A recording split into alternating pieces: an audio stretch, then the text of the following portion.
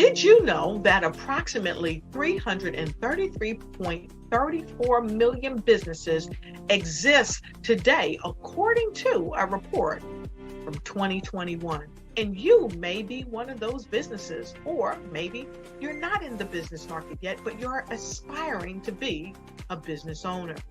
Well, guess what? You're in the right place at the right time. Because let's face it, everything is about timing and opportunity. Hi, my name is Dr. Lotus Richey, and I'm the CEO and founder of the Lotus Richey Coaching and Consulting LLC, along with the Lotus Richey Ignite Show. 15 minutes of success with Dr. Lotus Richey, as well as books to boom your business and bring who you are. And today, I want to bring this amazing message to you about the Black Business Network and the Black Business Olympics.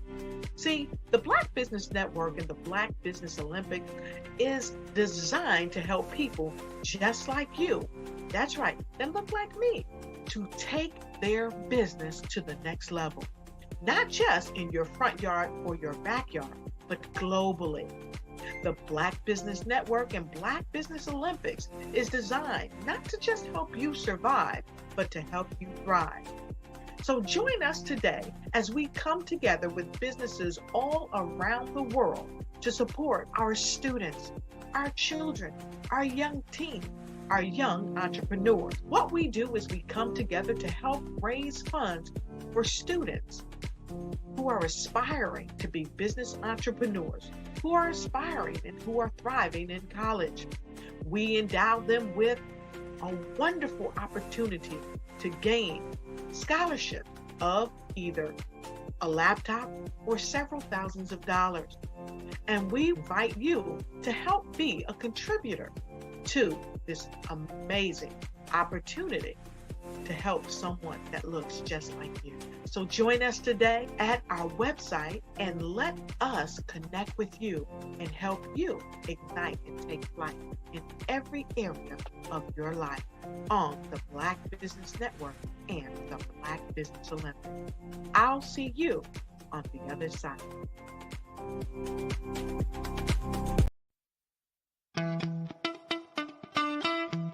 How many times have you been asked to help someone you didn't even know, a student, a business entrepreneur, or did you ever even ask, where did they end up? That business, that friend, that entrepreneur. Well, just maybe they ended up in a gang, bankrupt, homeless, or worse, dead. Maybe they turned to crime, drugs, and alcohol. Did you ever wonder?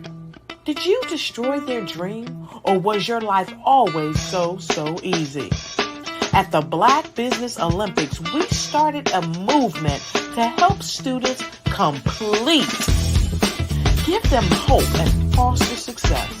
Help them to leave their dreams of providing laptops, computers, and up to $5,000 in scholarship funds. Today, we ask you to help a student, a business owner, or an entrepreneur to realize their dream by sponsoring them, supporting them, and buying from them. Consider this. With $1.6 trillion in our Black community, we only ask for a small donation for our students, our businesses, and our entrepreneurs. And you can change a life today. So I ask you, what are you going to do? Sit on the sideline and watch our students in high school be leaders, miss out on their dream from lack of resources? Or are you going to donate to the movement and change their future and yours as well? Give us a call today at 919-308-9090. Change their life by investing with action to the Black Business Olympic Fund. The Black Business Olympics, one of the largest business showcases of Black business in the history of the world.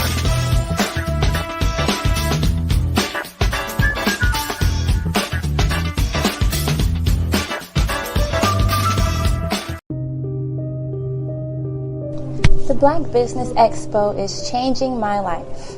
This year, they are giving away laptops and even $5,000 in cash to students just like me. I'm Alexis, and I want to go to college to fulfill my dream of becoming an entrepreneur. Help the Black Business Expo going to www.blackbusinessexpousa.com and also becoming a vendor, a sponsor, or donating. I am Black business. From the moment I wake until the time I sleep, I am Black business. I am Black business. Are you Black business? I am Black business. Do you support Black businesses? I support Black business because I am Black business. Black Business Expo, one of the largest business showcases in the history of Black business in the world. Sign up today at www.blackbusinessexpousa.com or call 919-308-9090. I am Black business. Good afternoon, business owners, entrepreneurs, thought leaders. I am Dr. Tanya T. Wise. Welcome to the Black Business Network. I am the business moderator for this afternoon's Black Business Network. The Black Business Network is a 24-hour business showcase showcasing Black businesses, business owners, entrepreneurs, and thought leaders worldwide. We have speakers from North Carolina, London, Singapore, Africa, Japan, and cities all over the United States. The Black Business Network is a global community sharing business knowledge to empower, inspire, and educate businesses about business. We have your next keynote speaker named Emmanuel Yancey. He is the founder of Yancey's Foundation. And what I love the most about this gentleman that we're pulling up is that he is helping seniors out. Mr. Yancey is an armed force veteran, a licensed insurance agent, an entrepreneur, a business owner, and a nonprofit owner. He's the founder, the mobile notice of senior citizens. Emmanuel's Hope Foundation, that's the name of the foundation, y'all. Hope Foundation. He's giving hope to the seniors, which provides complimentary lawn care service for seniors. Emmanuel is a leader by example, demonstrating and dedicating and deliberating for our seniors. And his motto, this is what got me. His mottos is that seniors can live stress-free. So help me welcome to the stage, Emmanuel Yancey. Well, it is very exciting to be here today, a part of the Black Business Network, part of the Black Business Olympic Expo. I'm very excited about the work that Dr. Kelly is doing with our young people and our young generation, because it's important that we shine a light on them and empower them for their future. I am Emmanuel Yancey and the founder. I'm going to get off the stage. I'm going to give you the platform. I just wanted to introduce people to you. Wonderful. And so Genius is coming, and I'll see you on the other side. Take it away, Emmanuel. Thank you so much, Dr. Wise. It is a pleasure to be here today. I am the founder and executive director of Emmanuel's Hope Foundation. Emmanuel's Hope Foundation provides complimentary and affordable lawn care service for senior citizens that are physically unable to do their own landscape, and some are financially constrained and can't afford to pay someone to do it for them. Emmanuel's Hope Foundation takes great pride in honoring our seniors. They have a very difficult, sometimes journey that they're traveling, and it is our mission to restore their pride in home ownership. Our seniors are a growing community, and they are so underserved, and someone has to care about them. Someone has to shine a light on their needs in our community, because they have paved the way for us to be where we are today. And so it is a great honor to be able to restore their pride in home ownership. So Emmanuel's Hope Foundation has been in existence now for 4 years. We're in our 5th year now. And to say the least, it has been a long, arduous journey, but we have been pressing forward through every obstacle and every trial and every struggle, because we have a mission, and we will see that mission through till the end, and will let nothing stand in our way from, I believe, establishing a long-term vision of complementary service for our seniors' lawn care all the way across America. I believe that is the bare minimum that we should be doing for our seniors, and I believe that's a mission that can be accomplished.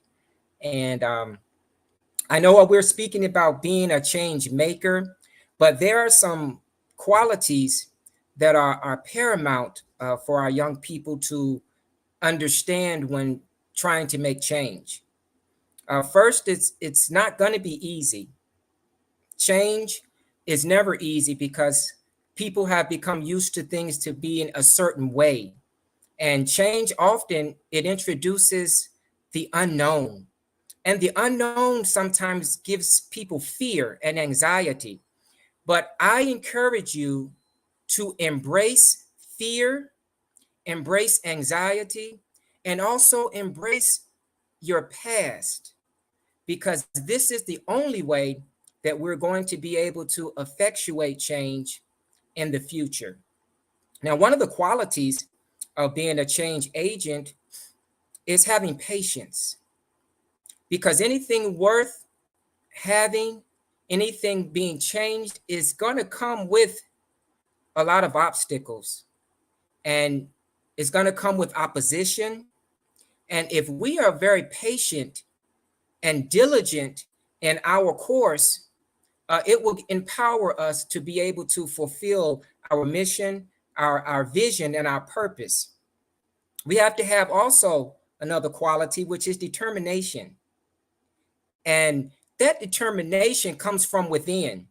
When you believe in something, you're passionate about it, you have to be determined to achieve that, and let nothing stand in your way from accomplishing what your vision is. And one important quality is consistency. That is how you're able to achieve what you're seeking, is through consistency. I like to think of one example. Let's look at water. Water, people may see as harmless. Water is very soft. But however, one thing that water is very strong and powerful. And I say that because water will destroy anything. Some things it destroys is immediate, and it's because the force of it. Other things water destroys over time just by being present and being diligent and consistent. If you put something in water, water is going to eat at it and eat at it over years until it accomplishes what it seeks out to accomplish. And so if we use that example in our life and be patient, be determined, and I say be consistent, whatever your dreams are, whatever your goals are, your passions, you will be able to achieve them. And about our past, a lot of times we allow our past to dictate our future. And I want to say to you today, embrace your past. I don't care how complex your past has been, how difficult it has been, or how challenging your past has been. I encourage you to embrace it, because your past only created today. And you need to use today to create a future for you as bright as the stars, if that's what you want. So we can't be complacent and captivated by the things that have happened in our past and allow those things to stagnate us in our present and preclude our future. So I encourage you to embrace your past. Let your past be understood as what got you to where you are today, and use today. Be diligent about today to make your future anything that you want it to be. And many people ask me, well, Emmanuel, why do you care about seniors? Why have you thought of lawn care on behalf of seniors? It's because someone has to care. If you ask anyone how many grandparents they have, think about it. How many grandparents do you have? You would be lucky to say one or two. But I was blessed the mass majority of my life to have six grandparents, six maternal grandparents.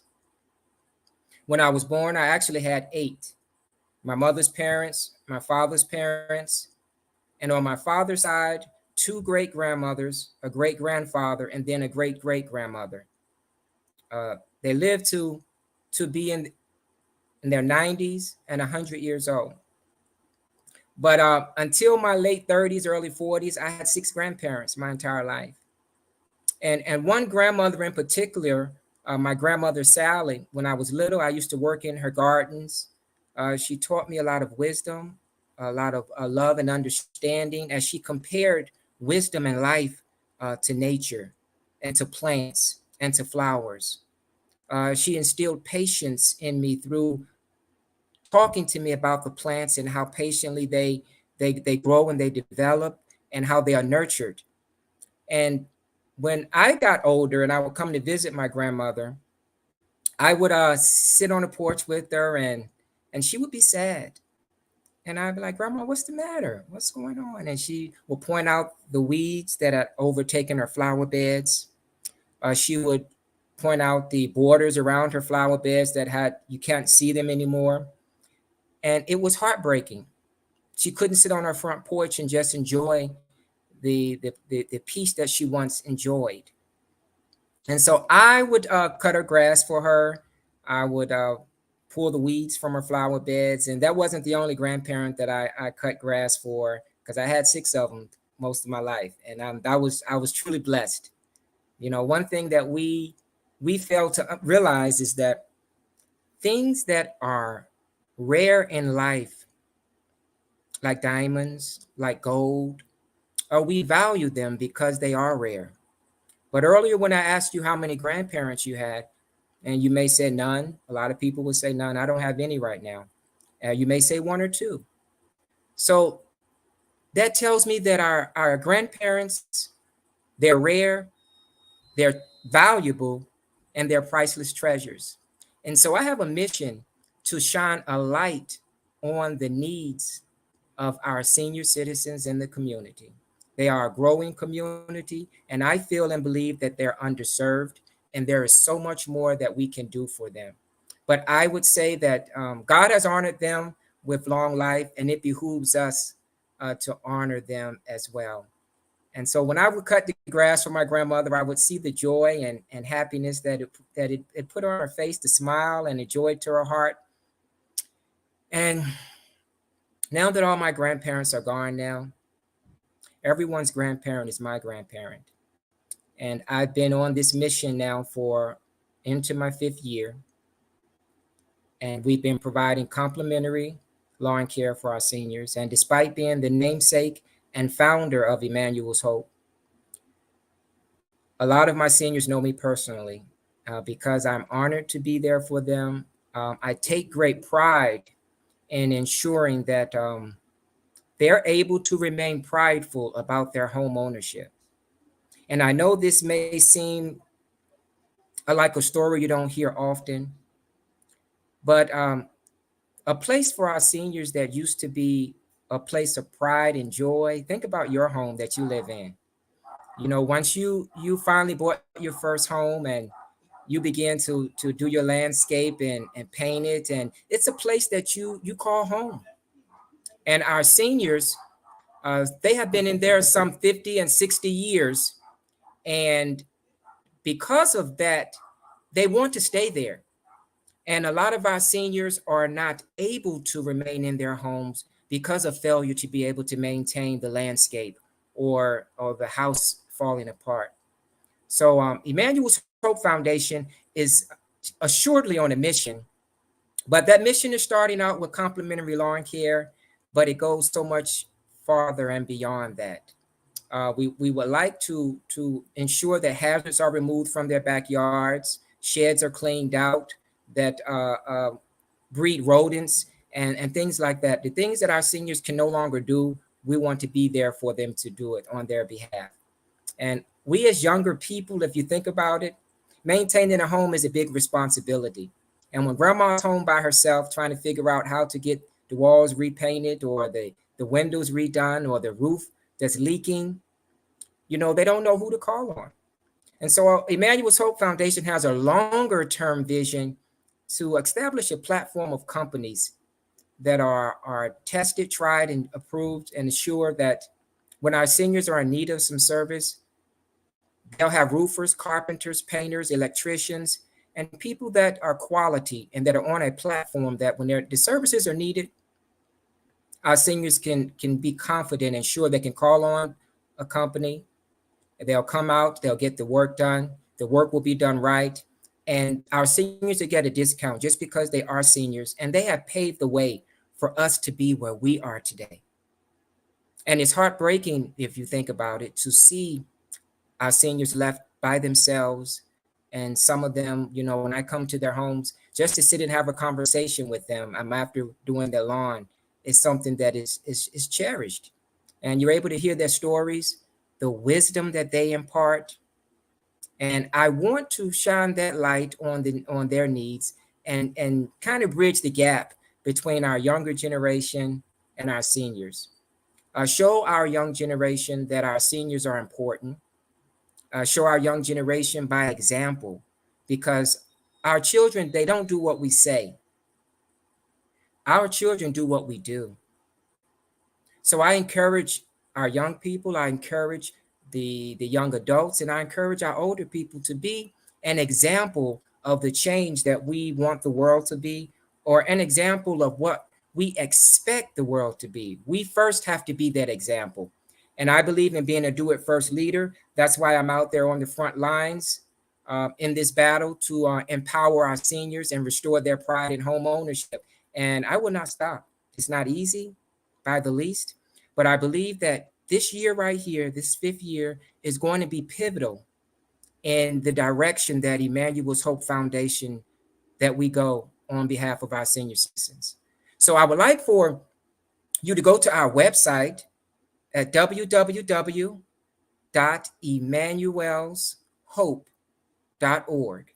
That's EMANUELSHOPE.org. Hear the testimonies of our seniors, because it's not about me. I want to showcase the impact that we're having on the lives of our seniors in the community. I want their voices to be heard.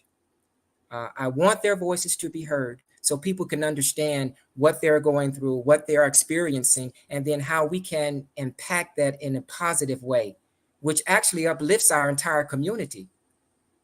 So that is just my heart's desire. So I ask you to go to our website. It's www.emmanuelshope.org, and that's EMANUELSHOPE.org. Or you can call us at 757-488-1645. Again, that number is 757-488-1645. Awesome job, Emmanuel. I love hearing all about the Hope Foundation and the things you guys are doing for the seniors. We had a few questions come in while you were live, so I just want to take this time to get some of those questions answered, okay? So yes. One of the questions we had come in, Emmanuel, for you is that since you have such a great business model, are you interested in franchising this out? That's a great question. What I have thought is partnering with established lawn care companies. I believe that there could be a platform whereby seniors can go on and register and apply for service. Lawn care companies all across America can be committed volunteers of Emmanuel's Hope Foundation to sponsor 3, 4, maybe 5 to 10 seniors in their service area, and we partner them with the senior that's in need of service. And therefore, our lawn care companies, enabling them to receive a tax break for volunteering services for our seniors, and empowering our seniors to be in their homes securely. And also that will provide a marketing tool for our lawn care companies as well, because who better to do your lawn for you than a company who is providing complimentary lawn care service for seniors? Who would you want to do your landscape? So when you pay them, you will know that you are contributing to seniors getting their lawn care done complimentary. And that's an idea. Awesome. Awesome. Do you have any other growth ideas for your business expansion? Yes, I'm in the process right now of connecting with Black Brand Business Network and the area here, who are a network, a nonprofit network that is helping establish and to assist businesses like myself to expand and to ensure that we have the proper infrastructure in place to expand to the next level. And also being a part of Black Business Olympic and Expo. This is a great platform to be a part of, and I'm very excited today to be here. This was a last minute invite. Then it was a lot of challenges this morning, but I'm one that believes in praying, praising, and pressing through any obstacle. So I'm pressing forward. I Absolutely. like that. Praying, pressing, and what was the other one? Pushing? Praying, praising, Praising. Okay. and pressing. The 3 P's. You pray for it first, you praise God for it, and then you press on through, because our faith in action, our action is our faith. I Gotta do love something. that. I love that. So you touched a little bit on your mission statement. Can you go back and talk a little more about your mission statement? What brought about your mission statement? Well, I personally began to do what I was passionate about, and that's just to cut the grass and make my grandmother happy. And all my grandparents, they're gone now, and I had the opportunity to cut someone's grass for her, and shortly thereafter, her husband passed away, and that really touched me, because I knew him and I knew her, and both of them were seniors and very dear to me. And they would share the work that I was doing for them with their friends, and the calls began to come in. And I'm like, well, okay, this is beginning to be a great responsibility, Emmanuel. Can you maintain that? And then I thought about establishing an organization, because that would bring people in that can help me to accomplish this mission. Because one person can only do but so much. But if he can inspire an army of people to help a multitude of seniors that are in need of our service, I believe that so much more can be done when you get that army behind you, instead of you trying to do it all yourself. And so that inspired me to start the organization. And the mission is to provide complimentary service at no cost to them. And whatever they're able to contribute from their heart, we accept and receive that. If it's $5, so be it. But if you look on the website, you'll see the before and after work that we provide for them is service that is exceptional. And we provide excellent service. And hopefully some of their yards are looking better than some of their neighbors' yards. And we're restoring their pride, making them smile and making them happy. And that is the greatest reward. The happiness, the smile, the joy that it brings to their heart. And I want a lot of our young people to have the opportunity to experience that. So that's why the mission is to provide the complimentary service for them, but also to restore their pride and home ownership. Awesome. So how could the community help you with this, Emmanuel? What would you ask of our listeners? I would ask that first, it's been a long, arduous journey. It's been a financial challenge. We have made it this far without, in essence, fundraising. I've depleted my savings in the beginning. I started out with a borrowed van, a borrowed lawnmower, and a borrowed weed eater. And we have grown from there, from no longer providing service with a push mower and a van van, but I have a 14-foot trailer filled with lawn equipment. I have a truck, and actually another truck we got last year, which we're putting another team to work on behalf of our seniors. But I need the support of the community to support us financially. We're in our 5th year. And if we've come this far without funding or support financially, a lot of it, I would say that we're going to go great places. We're going to go great places. So we need the support. Go to our website and become a donor or a sponsor. We do have some sponsors that have been contributing this year, and it's helping us to make great strides in the community. So I would also need help in putting together a large volunteer group and platform whereby we can have more volunteers out there assisting on a weekend basis, where we're choosing a yard and we're putting a new face on the landscape. And if we have a group of volunteers to help along the way, that is definitely something that Emmanuel's Hope Foundation would welcome, because it allows us to service more seniors in our area. And we want to expand beyond our area here in the state of Virginia, but neighboring states as well. Awesome. So as I stated before, the Black Business Expo Network is very pleased in the work that you're doing with helping the seniors. And so one question that we have is, how can entrepreneurs, like, what's an inspiring thing that you can give to entrepreneurs? Because it does sound like you gave a lot of service without pay in the beginning, and people are inspired to be entrepreneurs, but sometimes they don't realize that service comes first and then the pay comes. So what's something you can tell the entrepreneurs that's looking for the pay up front versus the service up front? Entrepreneurs, and this is from my heart, every day that you live, you are sowing. And people fail to realize, and they take for granted, that there will be a harvest. Everyone's going to have a harvest. So what are you sowing today? And in order to reap a harvest, you have to sow. And sowing is never easy. It's the toil, it's a struggle. But anything that's worth having, you have to go through something in order to appreciate it once you achieve it. And I'll give you a couple of small examples. You know, when I got the first truck that I purchased for Emmanuel's Hope Foundation, I got out of the van and some resources came in through a loan, and I went out and bought a truck. And I knew I had it going on then. I'm like, we're going to make it happen. This was in 2020, right around COVID. And the first week, that truck ran hot. I took it to the shop, and it cost me $1,000. It was a diesel F-250, big truck. And a week after that, it ended up in the shop again. Needless to say, long story short, I put a lot of money in that truck, almost more than what I paid for it, and the truck still didn't make it. I had to end up selling that truck just to recoup resources instead of losing all the resources.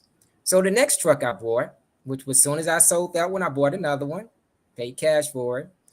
And then the same week, the engine blew up in that truck. Dr. Wise, imagine that. The engine blew up. So I invested in getting another engine put in, and all this is video. Every time I turn around, I was making a video on the side of the road, broke down, Emmanuel's Hope Foundation truck and trailer. But in any event, put a new engine in it. This is crazy. I haven't understood it to this day. But the same day I picked that truck up, that truck was on the side of the road again. An hour after I picked it up with a new engine in it. And it was determined that that engine had locked up too. I had just picked it up that day. So the mechanic who put that engine in, he put another engine in it. And I sold that truck. And I said, you know what? We're going to get some payments on the truck now. We're going to go out here and expand on his business credit and do something that I should have done initially and save those resources. But I'm testifying about that to say that I did not stop. I did not give up, young people. That anything that you have a vision, a mission, and a purpose on, you're going to come up with bumps in the road. It's going to be an arduous journey. It's going to be a struggle. But if you stay consistent, like water is, if you stay relentless and you be determined, everything that you envision, every desire that you have, every passion that you have, it will come to fruition. You just have to keep pressing. So expect the struggle, expect the first 2 years, 3 years to be challenging. But if you press through, the reward and the prize will be at the end. And that's your harvest. So sow into that bright harvest and that bright future. Wow. I mean, I know that's just one adversity that you went Oh through my being in goodness. business, with the truck, and your truck was what made you money, because without the truck you can't get the lawnmowers to the sites. So Yes. is there any other that just is the top of your mind of a different type of adversity that you've gone through? I know you mentioned finance and different things, but what else have you gone through that you had to persevere to keep your business thriving? I'm pressing today. Emmanuel's Hope Foundation right now has received the Everyday Hero Award from Channel 3 News, and they have nominated us, WTKR News 3 this month, the Everyday Hero Humanitarian Award. Their voting is going on right now for that, and we're excited that we are in the lead. We hope we can maintain that lead. But 8 weeks ago, I fell from a second-story balcony. The railing didn't hold me, and I fell. Fortunately and unfortunately, I landed on my feet. God is good. But I broke both of my feet. And so while you're talking to me today, I have two. The casts are not on my feet anymore, but I got two boots on my feet. I'm just getting over walking in with the walker. I'm beyond the wheelchair at this point, but I'll be walking on my own completely again in about another week. That's one adversity. Last year, I lost my father, and my father wrestled 2 years with Parkinson's. I moved in with dad and became his primary caregiver, all the while providing complimentary service on behalf of our seniors. A lot of my seniors know my father. They came to his funeral, and that brought, I mean, I was just taken aback by that. But dad wanted to go with me. When I'm leaving the house in the morning, he didn't want to stay there with the caregiver. He wanted to go with me. And so I would let dad ride in the truck, and he would sit in the truck while I cut lawns. And so some of my seniors were able to come out and talk with dad and get to know my father. But dad passed May 3rd, 2022. That was last year. 3 weeks after dad passed, his brother passed away. The brother that prayed at my father's funeral. And then I was in a near fatal car accident where I was T-boned and knocked through a brick building. And when the EMTs came looking in the building for the body, they thought, or inside the car for the person that was driving, I was the person outside the car taking the videos. That's how good God has been to me. So it's been a very rough year, to say the least. I'm excited about what's going on despite what I'm going through, because I'm not going to stop. Emmanuel's Hope Foundation, we will provide complimentary service on behalf of our seniors. And until people get the message and the vision, I will continue to push. I will continue to pray, praise, and press, right? But I will continue to be on the front lines of this battle to ensure that our seniors, their latter years, are better than their former years. That's why they stand around. God bless them with long life. So those years should be joyous. And I'm going to be an advocate, a staunch advocate on behalf of our seniors. And I'm not going to stop. And you can see whatever forces are trying to take me out, I'm still here and I'm still pressing, Dr. Wise, and I'm going to keep right on pressing. Absolutely. First, on behalf of Black Business Network, Business Expo, we would definitely like to extend our condolences, for your father as well as your uncle. And, we love the fact that you landed on your feet, because that is Yes. part of what you have to do in business, and then to still show up. So I'm sure that our callers and our listeners are hearing this, and you're inspiring a host of people to keep on going no matter what they're going through.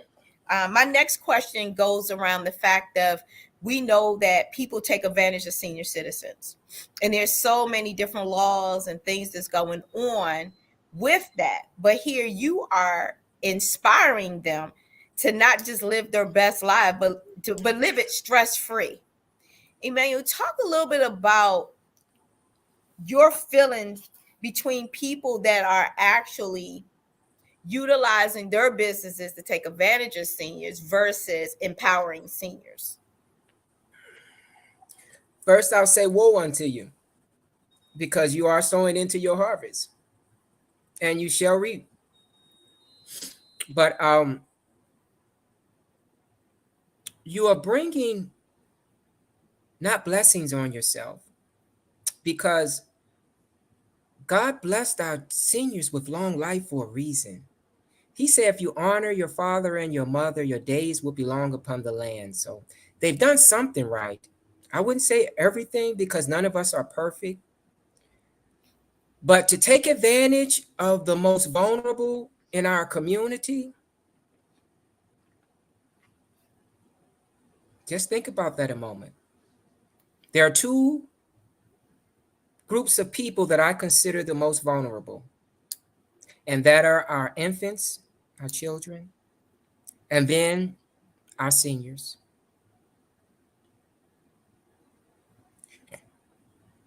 Everybody wants to live, but how are you treating those that God has blessed with long life? How do you want to be treated when you are older? And the things that you used to be able to do, you can't do no more. I watched my father, strong man.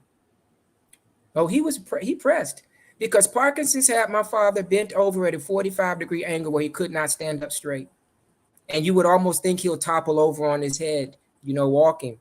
And he was always one that told us, and you will stand up straight. And, I'm the only son. I have 3 sisters, and, my sisters, they only need one brother. They'll tell you that. I'm a handful. But, for a man that always was about standing up erect, he could not do that. My father was driving, and a year later could no longer drive. If we live long enough, we're going to be in these situations. So someone has to think about and consider, how would it feel to be wanting to do something and can't do it? Be wanting to move your leg and it won't move. Be wanting to walk a little faster and you can't.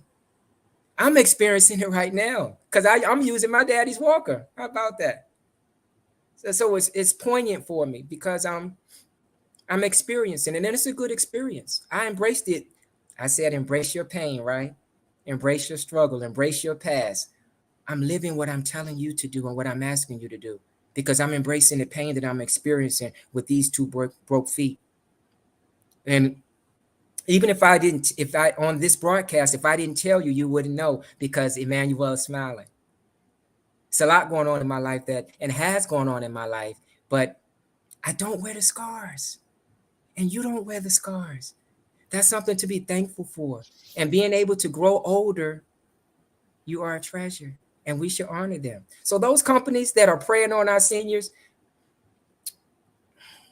beware what I'll say, because Emmanuel's Hope Foundation is on a mission, and we're going to put infrastructure and things in place in the future that our seniors are going to be able to have companies that are reliable on a platform that they can call and say, well, hey, let's call Emmanuel's List. How about that?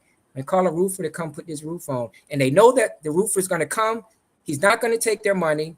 He's going to do the job. He's going to charge a fair rate. And then how about this? A representative from Emmanuel's Hope Foundation will come and have a conversation with our senior and make sure that they were satisfied with the services that were rendered for them. I think that's not a tall order to fill. I don't think we're asking for a whole lot. So it's emotional, it's painful, but I'm just gonna keep pressing. So but woe unto those companies. So Emmanuel, the point that I was driving with that is that your company is not just a landscaping company.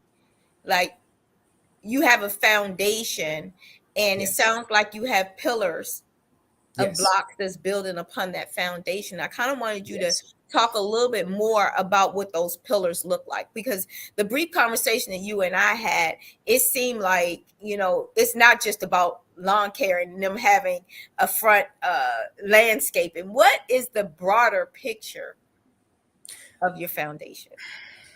That's how we get in the door. That's how we get there, is by providing complimentary lawn care. Because you can't stop me from cutting grass. I can cut grass all day. And my seniors are going to welcome someone to come along and just do that for them and put a smile on their face. But like I said, a broader term, a broader pillar is to have a solid foundation in place whereby our seniors can rely on, feel confident, and sure that they can stay in their home. And anything that can be put in place to give that assurity, to give that solid, just confidence that they know they can call on someone that cares. That cares. And I don't know it all. I just have a vision, I have a mission, and I have a dream. And I need a lot of people to help me with that, with their wisdom, with their education and their knowledge. What I don't know, I will learn from them, because I'm the first to say I'm listening. I listen to our seniors, and that's how I learn more. I listen to people that talk with me, and I'm in the learning phase of everything. So let's learn together and grow together. But those are the pillars, is to put something in place so they can pick up the phone and know that, hey, I need a service. I can call someone. Right now, they don't know who to call. Dr. Wise, we as younger people, we wrestle with recourse. A shoddy mechanic, an unscrupulous contractor. Okay, we got a little oomph in us because we young. We got a little stride in our step. But who do our seniors call on? Who is their recourse? They don't have it. Awesome. It's been a pleasure serving with you this afternoon, Mr. Emmanuel. Pleasure has been What mine. is the best contact information for our listeners to reach out to be able to have our seniors get care? Please go to our website, www.emmanuelshope.org. That's EMANUELSHOPE.org. Go to our that is our website, but you can call us at 757-488-1645. Again, that number is 757-488-1645. And also, if you would go to everybody do this for me, please. Go to WTKR.com and crash their website today and vote for Emmanuel's Hope Foundation. We're number 5. We are number 5 on that list there for the Everyday Hero Humanitarian Award. And just go there and click number 5 and put your vote in for complimentary lawn care for seniors if you feel and agree with what our mission is, and vote for us. That's WTKR.com. The voting is only throughout the rest of this month. So please go there. Thank you so much for the opportunity and time today. And Dr. Wise, it's been an absolute honor, and it's been a pleasure to be with you this morning. Thank you so much. It's a pleasure meeting you as well. Genius is coming, and I'll see you on the other side. Absolutely. Thank you so much.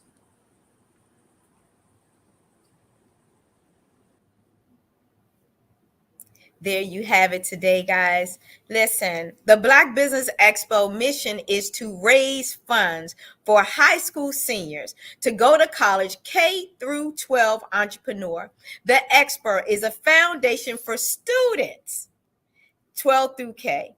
You can go to the website www.blackbusinessexpousa.com to donate to the scholarship fund, or you can use the Cash App that's on the screen, $BBX USA. Our goal is to give laptops up to $5,000 to 10 students who can register on www.blackbusinessexpousa.com. Every dollar counts. So remember to donate to the scholarship fund. We also want to thank our Black Business Expo USA sponsors for July 2023. We have NC 100, Moody Capital Partners, Suede Soul, Ludus Rushi, Coach and Training, California, Virginia Minority Supplier Development Council, Step Management, BHS and Associates, Margie McLean Foundation, Inc., Genius is Common, Earth Essential, Milan Cheney Global, Executive Women Success Institute, The Quality Coaching Company, Superwoman Business Service, Creative Force Studio, Lee Entertainment, Artistry App Design, Black Business Expo USA, and All New Beginning LLC. Genius is coming, and we'll see you on the other side. I'd like you to imagine with me, if you will, opening an app where you can collaborate with like-minded individuals from around the world, get inspiration and in-app tools to launch and grow your business, as well as share your knowledge and earn compensation, all in one app. Well, the name of that app is Truso, short for Truly Social. Hi, I'm Matthew Newman, the founder and CEO of Truso. A new concept in social media, Truso is designed from the ground up to be a platform that's both social and empowering for all its users. How exactly do we do that? I'm glad you asked. First, Truso brings the world together via video. Psychologists assert that video provides a significantly more effective connection than audio only. When you enter a community on Truso, you're face to face. Second, on Truso, you don't have to have 1 million followers to monetize. Our business model allows all hosts and moderators to monetize, no matter the size of your following, by 1, producing fee-based content, and 2, inviting others to join the platform as subscribers. Even more, Truso has an in-app resource library with over 100 free resources, forms, and documents to help you build your brand and grow your business. Third, Truso is inclusive. The deaf and hard of hearing communities make up 360 million people worldwide. Unlike audio-only apps, Truso embraces this community, providing a networking platform that allows them to participate via video and closed captioning. We even have a deaf and hard of hearing foundation in the works as well. Fourth, Truso is both social and safe. We refer to Truso as a virtual extension of the beauty shop, barbershop, and brainchild of the community. A place where there's laughter, along with wisdom, growth-oriented conversation, and genuine connections in a safe space. Truso even has proprietary security to ensure we maintain a safe environment for everyone. Where are we at now? Truso is live, y'all. We've launched in beta, and we're acquiring users daily. We have an incredible development and marketing team, plus amazing celebrity influencers at the table, helping us spread the word around the globe, beginning within the African diaspora and beyond by creating a safe space for growth, connection, and collaboration. We're truly excited about Truso. We've created something special for which there is a global market. And we invite you to embark on this journey with us as a shareholder.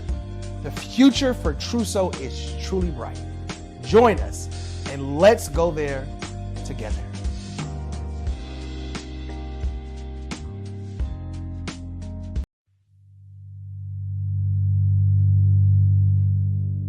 So what we have to do is when we get in a spot, we need to create some spots for us.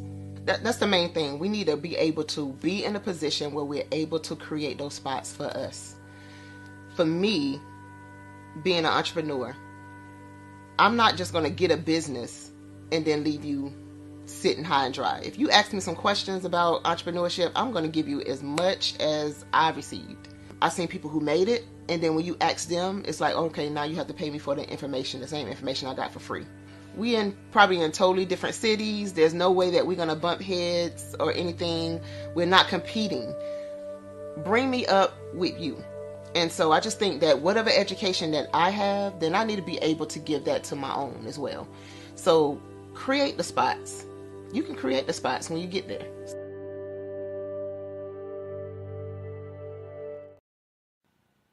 Hello, my name is Kiasi Helm and I'm 14 years old. I think my genius would probably have to be setting goals and achieving them.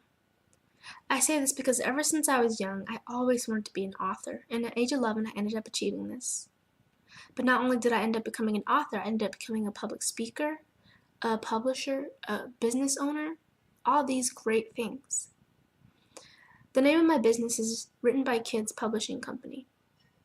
I decided to start this company because I thought it was important for me to help kids my age express themselves through literacy and just achieve their own goals.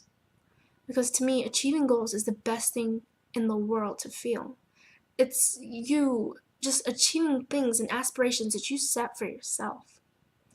And I know that everybody is capable of this because even if you don't end up achieving the goal, you still tried your best, and that's the most important thing. And everybody is capable of this because genius is common. Thank you. I'm Kennedy Harris. My genius is being an entrepreneur. I'm the CEO of K-Lock, a company where I develop my very own line of kids supplements. I currently market my multivitamin for kids to help combat weak immunity. During the pandemic, research has shown that having a strong immune system is key to fighting off disease. My vitamins are for kids, but adults can benefit from them as well. I'm adding a proprietary blend to my supplement line. I want to create my own blend so that I have a competitive edge in the marketplace. Staying healthy is important to me so that we live longer and have healthier lives. My website is klockproducts.com. That is K-L-O-C-K. Genius is common.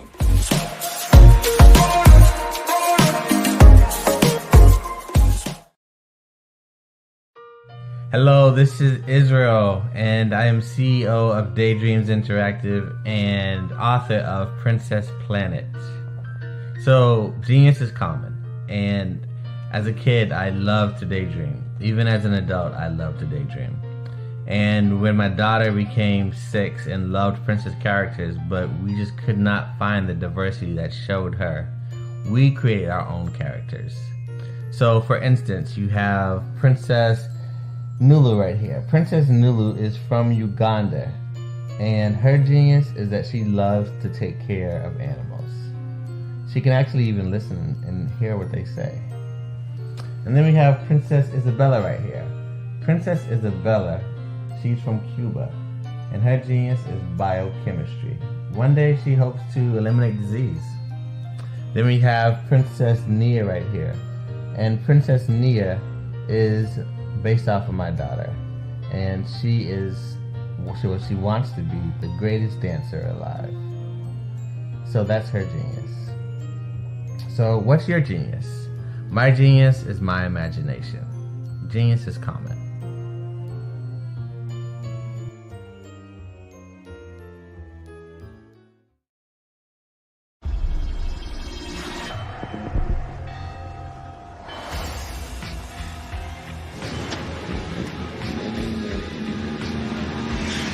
La connexion.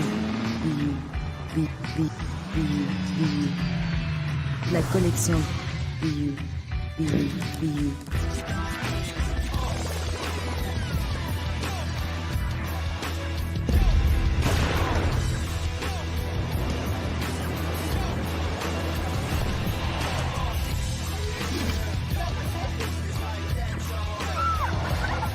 In a world obsessed with the cult of celebrity, I challenge you not to aspire to anyone else's greatness, but instead strive to reveal and ignite the greatness within you. Are you serious? I totally think that's it. Hey. No! Hey! To me, sexy is a man that knows who he is and what he wants. He's comfortable. You look at him, you see him, he's just comfortable being himself. And you're like, Baby, be you. be you, baby. Just be you. I like it. Introducing the Be You collection, exclusively available at K&G Fashion Superstore.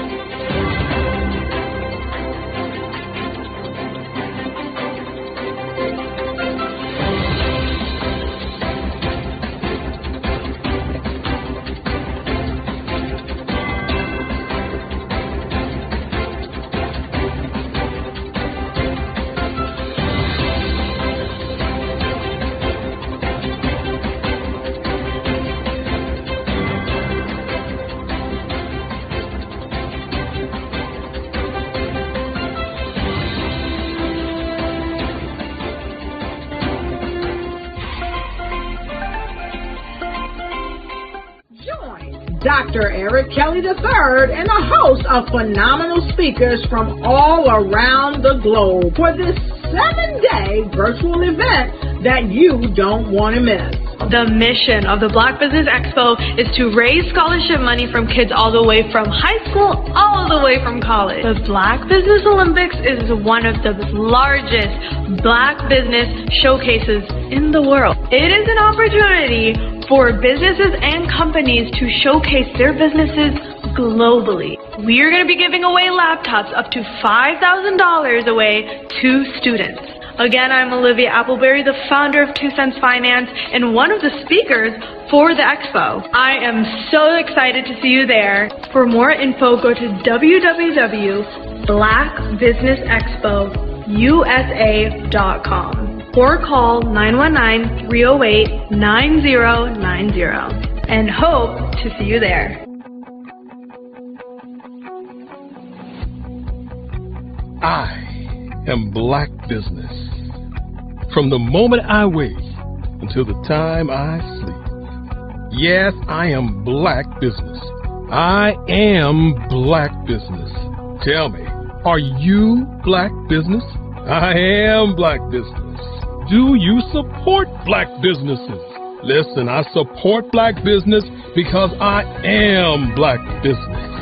Black Business Expo.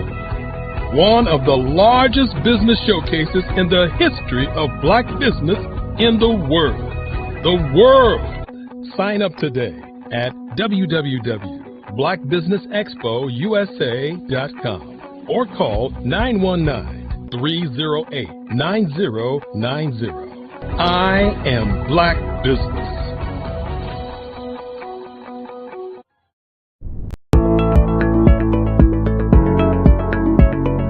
Prepare for what's coming and dominate in economic winter. Stand strong and thrive by showcasing your great products and services globally through the Black Business Network and Black Business Olympics. The Black Business Network has showcased over 2,000 companies with over $7 billion in sales each year. Over 10 million attendees have viewed the rebroadcast each month. Through the Black Business Olympics, unique styles of business training and mentoring are turning students into business owners and entrepreneurial warriors who will dominate in any economy. Gain the ultimate advantage of the Black Business Olympics, 7 days of unbelievable topics and speakers speaking around the globe. Donate your time and experience to provide expertise and scholarships to students worldwide and change the world. Now, more than ever, new insights, tools, strategies, and capabilities are needed. This is your chance for a major presentation to the world. Fill out the form and join the more than 2,000 speakers who have presented to over 200 countries. Join the Black Business Network streaming live into the Metaverse, STEM City, Black Multiverse Enterprises, Hulu, Amazon, YouTube, iHeartRadio, Apple, Facebook, LinkedIn, Pod TV, IBM TV, Spotify, and Google Podcasts. Sign up today. Spaces are limited, and we will see you there.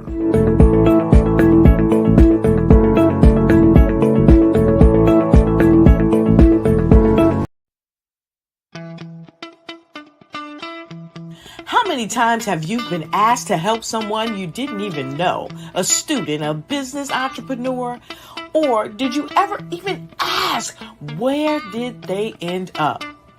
That business, that friend, that entrepreneur. Well, just maybe they ended up in a gang, bankrupt, homeless, or worse, dead. Maybe they turned to crime, drugs, and alcohol. Did you ever wonder? Did you destroy their dream, or was your life always so easy? At the Black Business Olympics, we started a movement to help students complete. Give them hope and foster success. Help them to leave their dreams of providing laptops, computers, and up to $5,000 in scholarship funds. Today, we ask you to help a student, a business owner, or an entrepreneur to realize their dream by sponsoring them, supporting them, and buying from them. Consider this. With $1.6 trillion in our Black community, we only ask for a small donation for our students, our businesses, and our entrepreneurs. And you can change a life today. So I ask you, what are you going to do? Sit on the sideline and watch our students in high school be leaders, miss out on their dreams from lack of resources? Or are you going to donate to the movement and change their future and yours as well? Give us a call today at 919-308-9090. Change their life by investing with action to the Black Business Olympic Fund.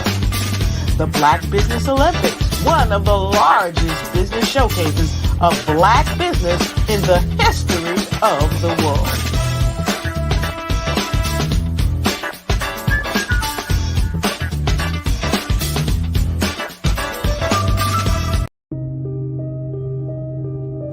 The Black Business Expo is changing my life. This year, they are giving away laptops and even $5,000 in cash to students just like me. I'm Alexis, and I want to go to college to fulfill my dream of becoming an entrepreneur. Help the Black Business Expo going to www.blackbusinessexpousa.com and also becoming a vendor, a sponsor, or donating.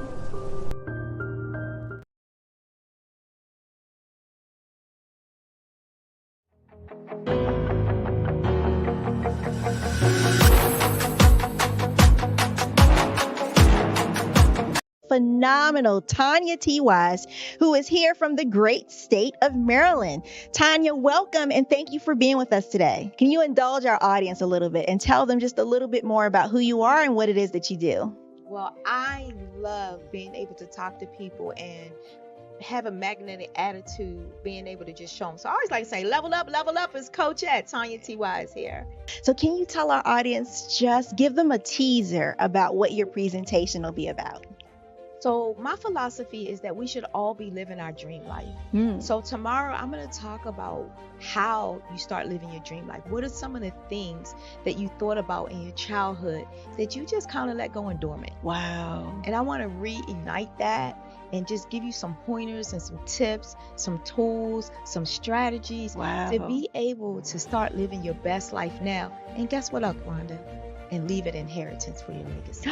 Oh my goodness. Okay, I know that's resonating with a lot of people. I've heard that you have a dynamic coaching program. Can you tell us a little bit more about that? Absolutely. So our coaching program help people that have the lack of time, that lack strategies, and lack the confidence to go after their dream life. So we help them implement tools, we help them implement strategies, as well as give them resources so that they can live their best life now and leave that inheritance. Wow. Oh, I love that. I love the leave the inheritance part. Listen, you are dropping some major nuggets, and I know a lot of what you're saying is resonating with a lot of people, but I think we're all curious. How did you even make this transition into the speaking and coaching arena? What's the story behind this? So I started out in finance, and I realized that a lot of people don't necessarily go after their dream life because of the lack of finances or the education behind finances. But it wasn't until I lost my firstborn, my only son, that life changed for me. And where I was going after it all, living the corporate life, hit my 6-figure income and living in my dream house with my dream man, driving my dream car.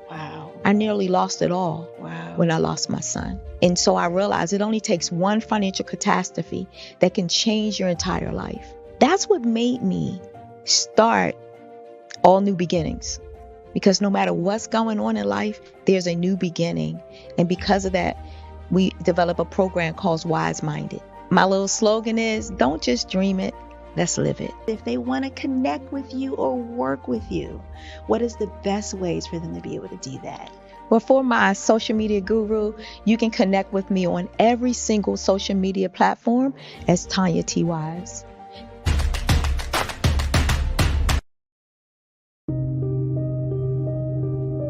The Black Business Expo is changing my life. This year, they are giving away laptops and even $5,000 in cash to students just like me.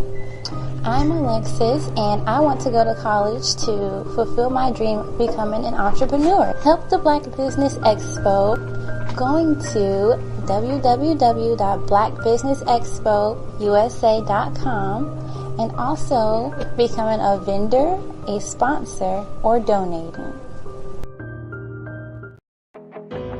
I am Black business. From the moment I wake until the time I sleep, I am Black business. I am Black business. Are you Black business? I am Black business. Do you support Black businesses? I support Black business because I am Black business. Black Business Expo, one of the largest business showcases in the history of Black business in the world. Sign up today at www.blackbusinessexpousa.com or call 919-308-9090. I am Black business.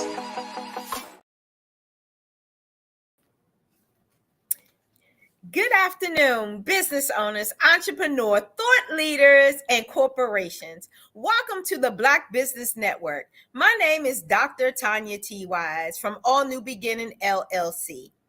I am your business moderator for this afternoon on Black Business Network. The Black Business Network is a 24-hour business network showcasing Black business owners, entrepreneurs, and thought leaders worldwide. We have speakers from North Carolina, London, Singapore, Africa, Japan, and cities all over the United States.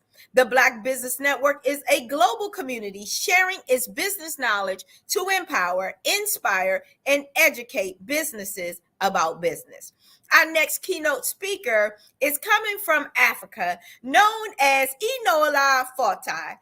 She is American award-winning international speaker and author, global influencer, social entrepreneur, a multi-award-winning life and business coach. And I can't wait to bring her up. She provides all types of activists globally to help with life skills in unserving communities. Welcome to the stage, Enola. Hello, hello, hello, and thank you so much for that beautiful introductions. It's so nice to be here. And that's Enolia. Think of Magnolia with an E. It's really easy. So Enolia. Yeah. Okay, Enolia. Thank you so much for being here. And I bring you to the stage. It's all yours because genius is coming, and I'll see you on the other side. Thank you so much. First of all, good morning, good evening, good afternoon, wherever you are in the world. My name is Enolia Foti, and I'm hailing to you from Angola, Africa. And I'm here to speak with you about self-mastery. Now, you might say, self-mastery, what do I need self-mastery for, and how is this going to help me?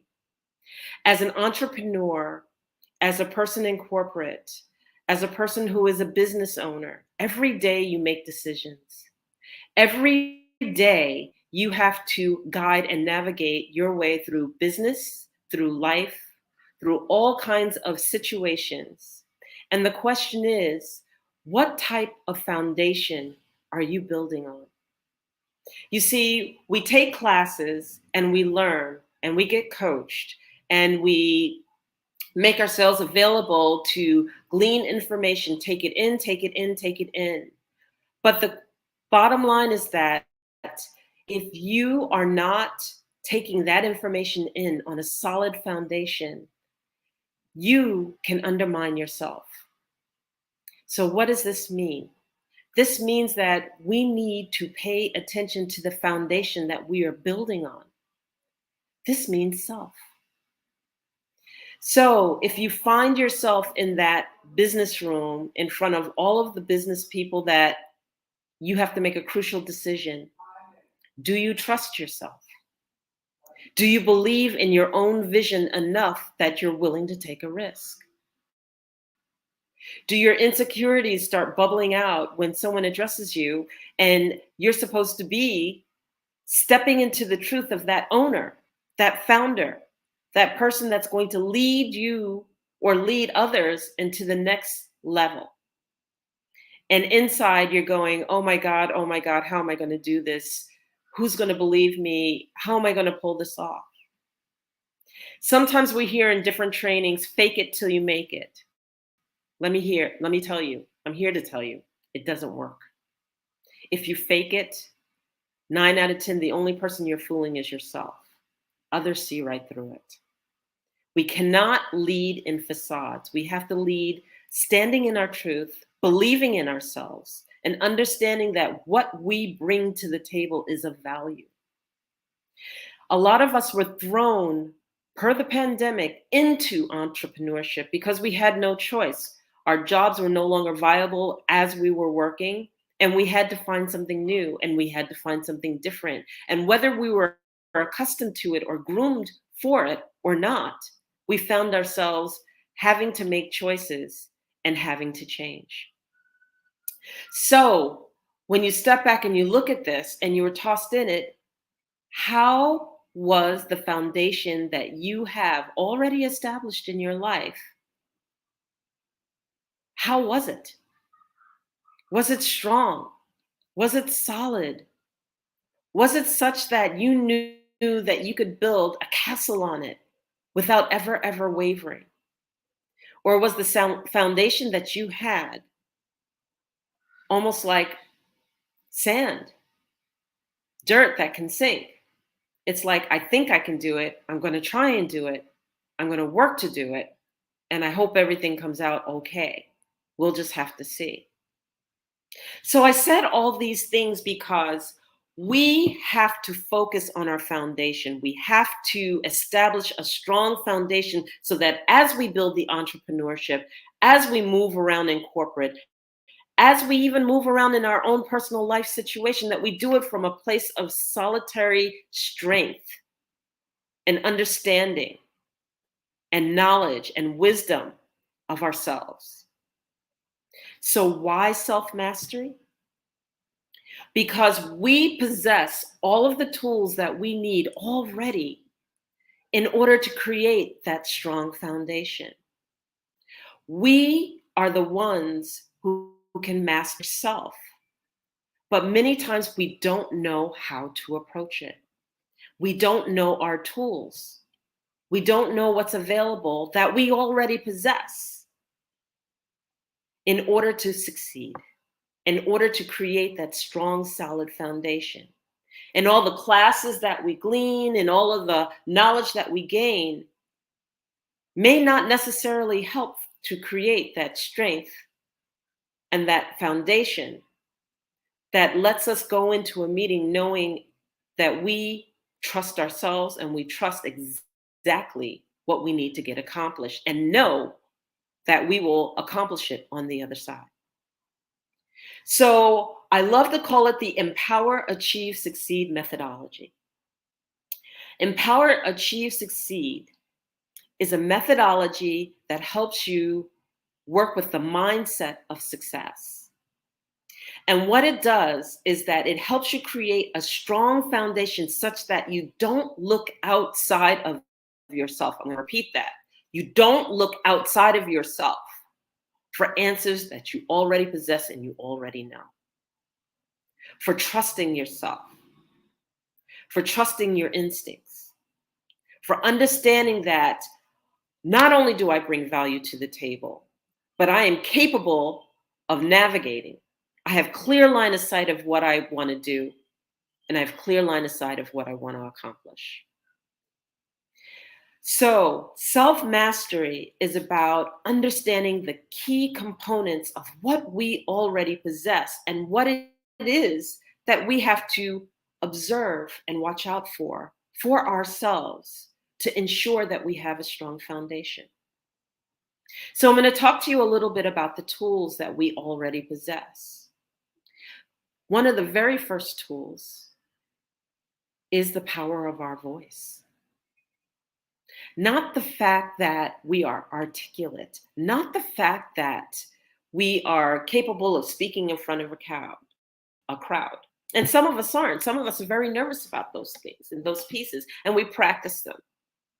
But the power of our voice in the respect that I can command the attention that is needed when I speak. That when I speak, what I have to say is so powerful that it attracts the attention of those that I direct it at.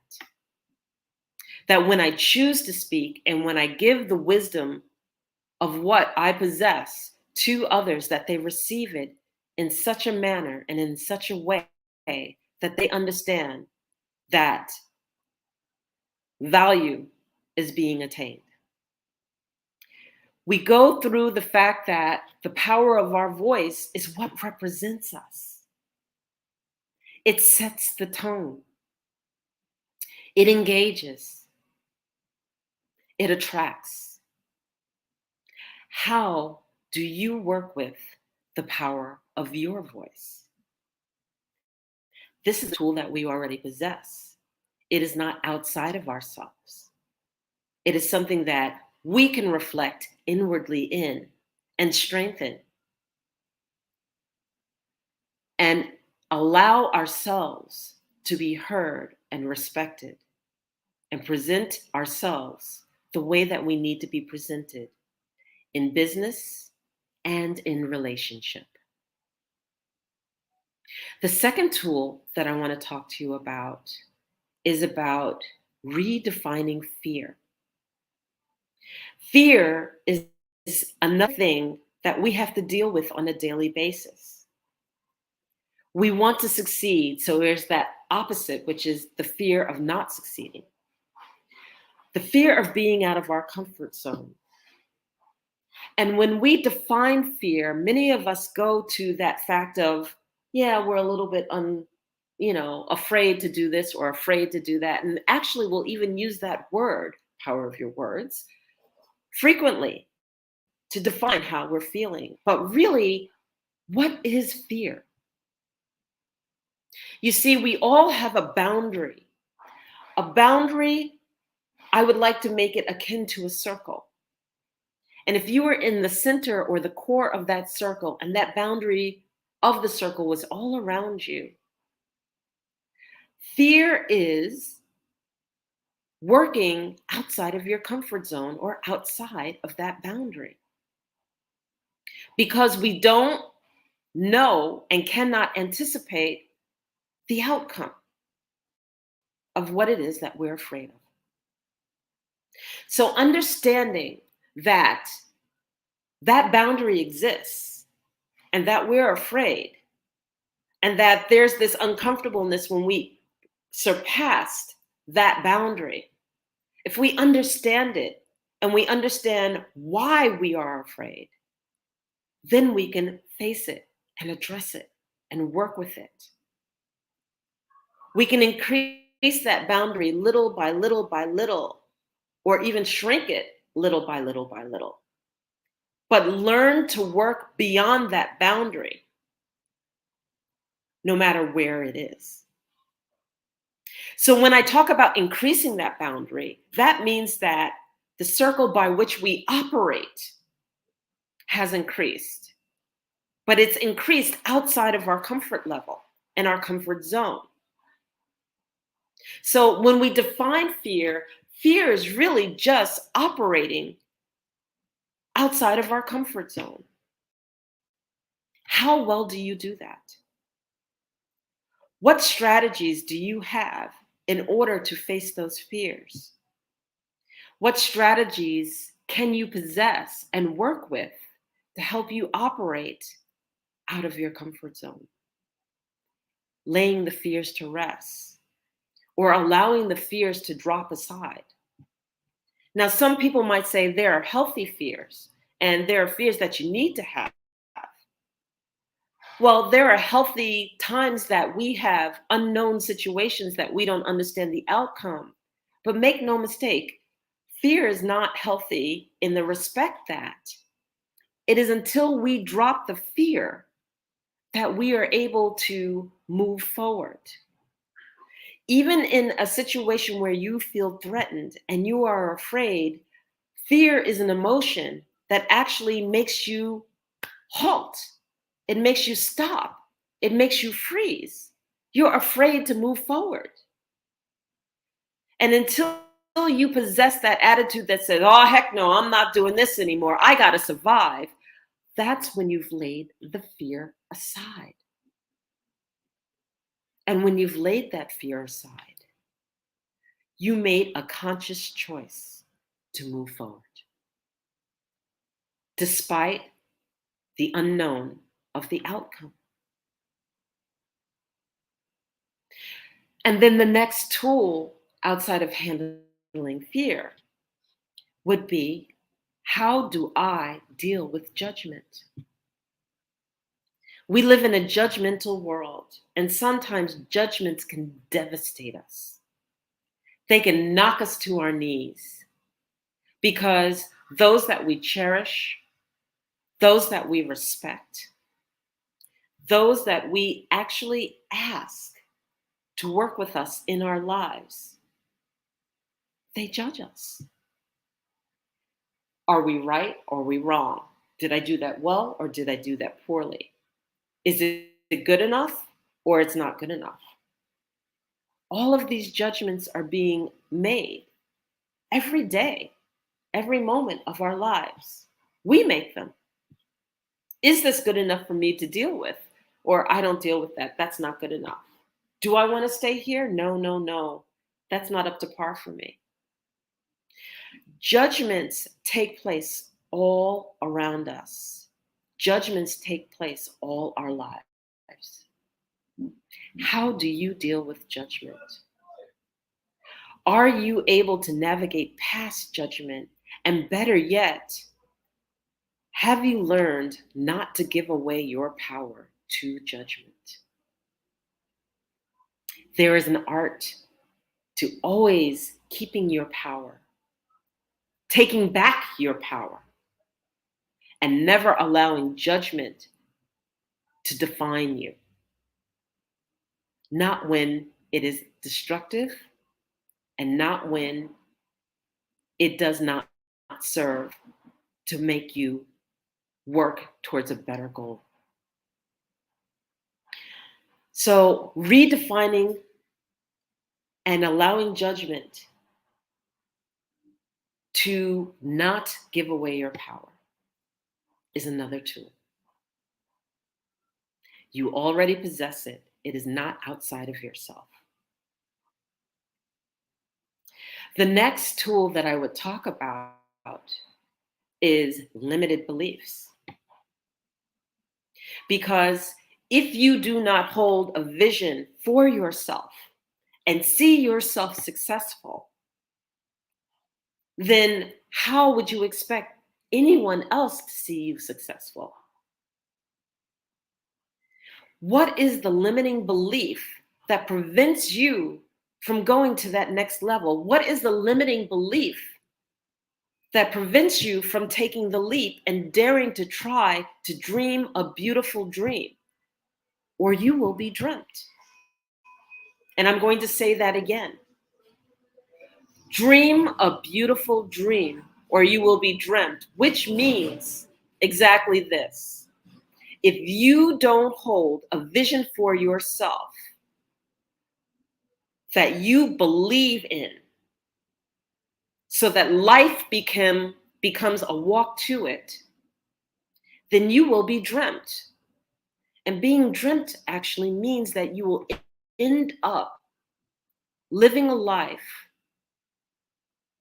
where you are living up to other people's expectations of you and definitions of you, and never living for yourself. Dream a beautiful dream or you will be dreamt. Hold a vision for yourself It doesn't matter what other people perceive in how it's attainable or not. Hold the vision for yourself and make life a vision or a walk to that vision. You are capable, and no one else will do it for you. You have to do it for yourself. So that's the fourth tool. And the fifth tool is forgiveness. Forgiveness is freedom. Now, you're going to say, come on, forgiveness. Yeah, I've heard this before. Yeah. Forgive. But wait a minute. Why do we forgive? There has been a pain that has been caused.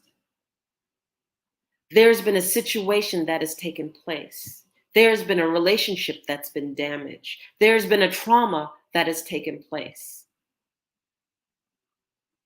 And if you do not lift the veil of that pain, everything you see is through the eyes of that trauma. And how does that influence you? Well, it influences you in everything. Because if you can't lift the veil of pain and the veil of trauma, and you see through the eyes of trauma, then the decision that you're making is biased based on ensuring that you don't get hurt. But that hurt isn't in the here and now. That hurt was in the past. And what you end up doing is you bring your past forward, and you're looking through the eyes of pain of something that's taken place that will not repeat itself. And you can't see what you have right in front of you because the anticipation that the pain might impact you again. So forgiveness is freedom. You lift the veil of that pain and you allow yourself to know that you can accomplish all that you need and that you don't have to be worried about the pain because you've forgiven it for yourself first and for the others that may have impacted you. Lift the veil of pain. See through eyes of clarity. Forgiveness does that for you, and only we possess that. Because if you hold a grudge, and if you hold on to that pain, and if you hold on to that anger, whether you realize it or not, it impacts and influences your decisions, and people can feel it on you. And I'll repeat that again. People can feel it on you.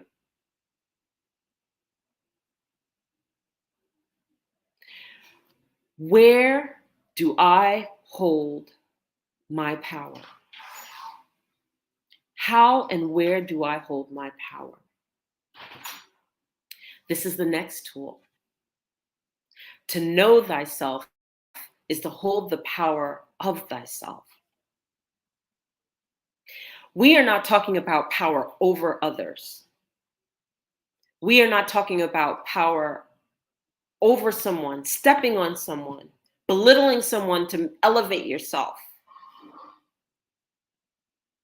We're talking about being powerful, standing in your truth,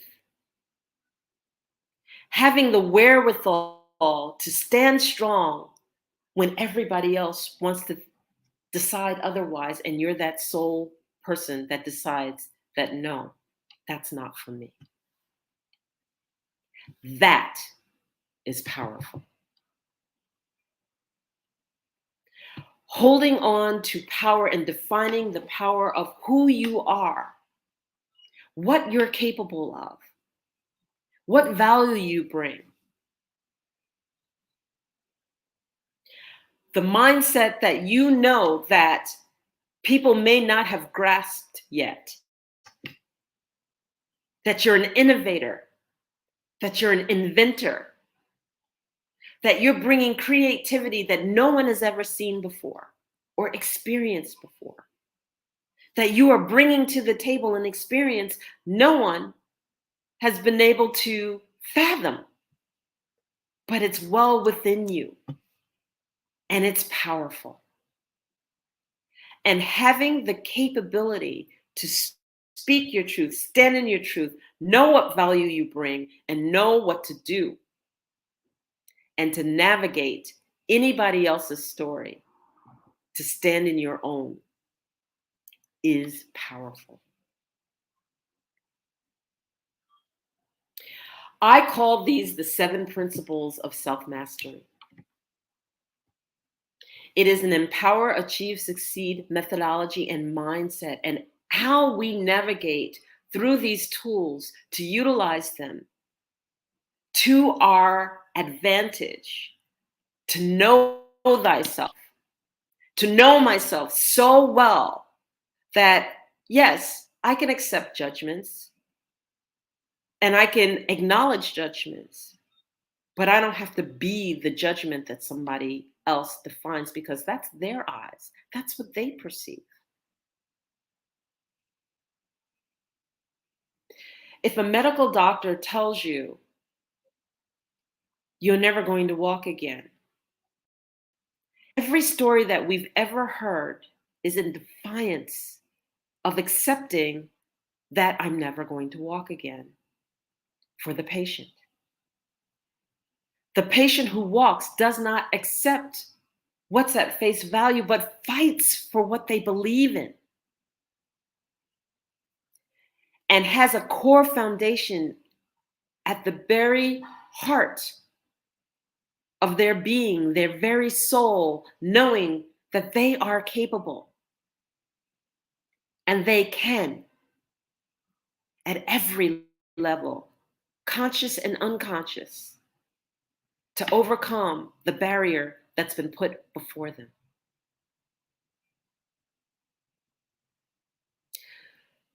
In understanding that and knowing that, that is a mastery of self. That is the foundation that we should be building on. All our lives, we've been taught to divide and conquer, to stand on your own, but we are stronger together. As a business person, as an entrepreneur, there is room for everyone. And we are stronger together. And we can build and support each other together. And understanding that as part of our foundation allows the intimidation factor to fall to the side. It allows for one to not be defined by what other people project on to us, but to be defined by what we believe in as ourselves.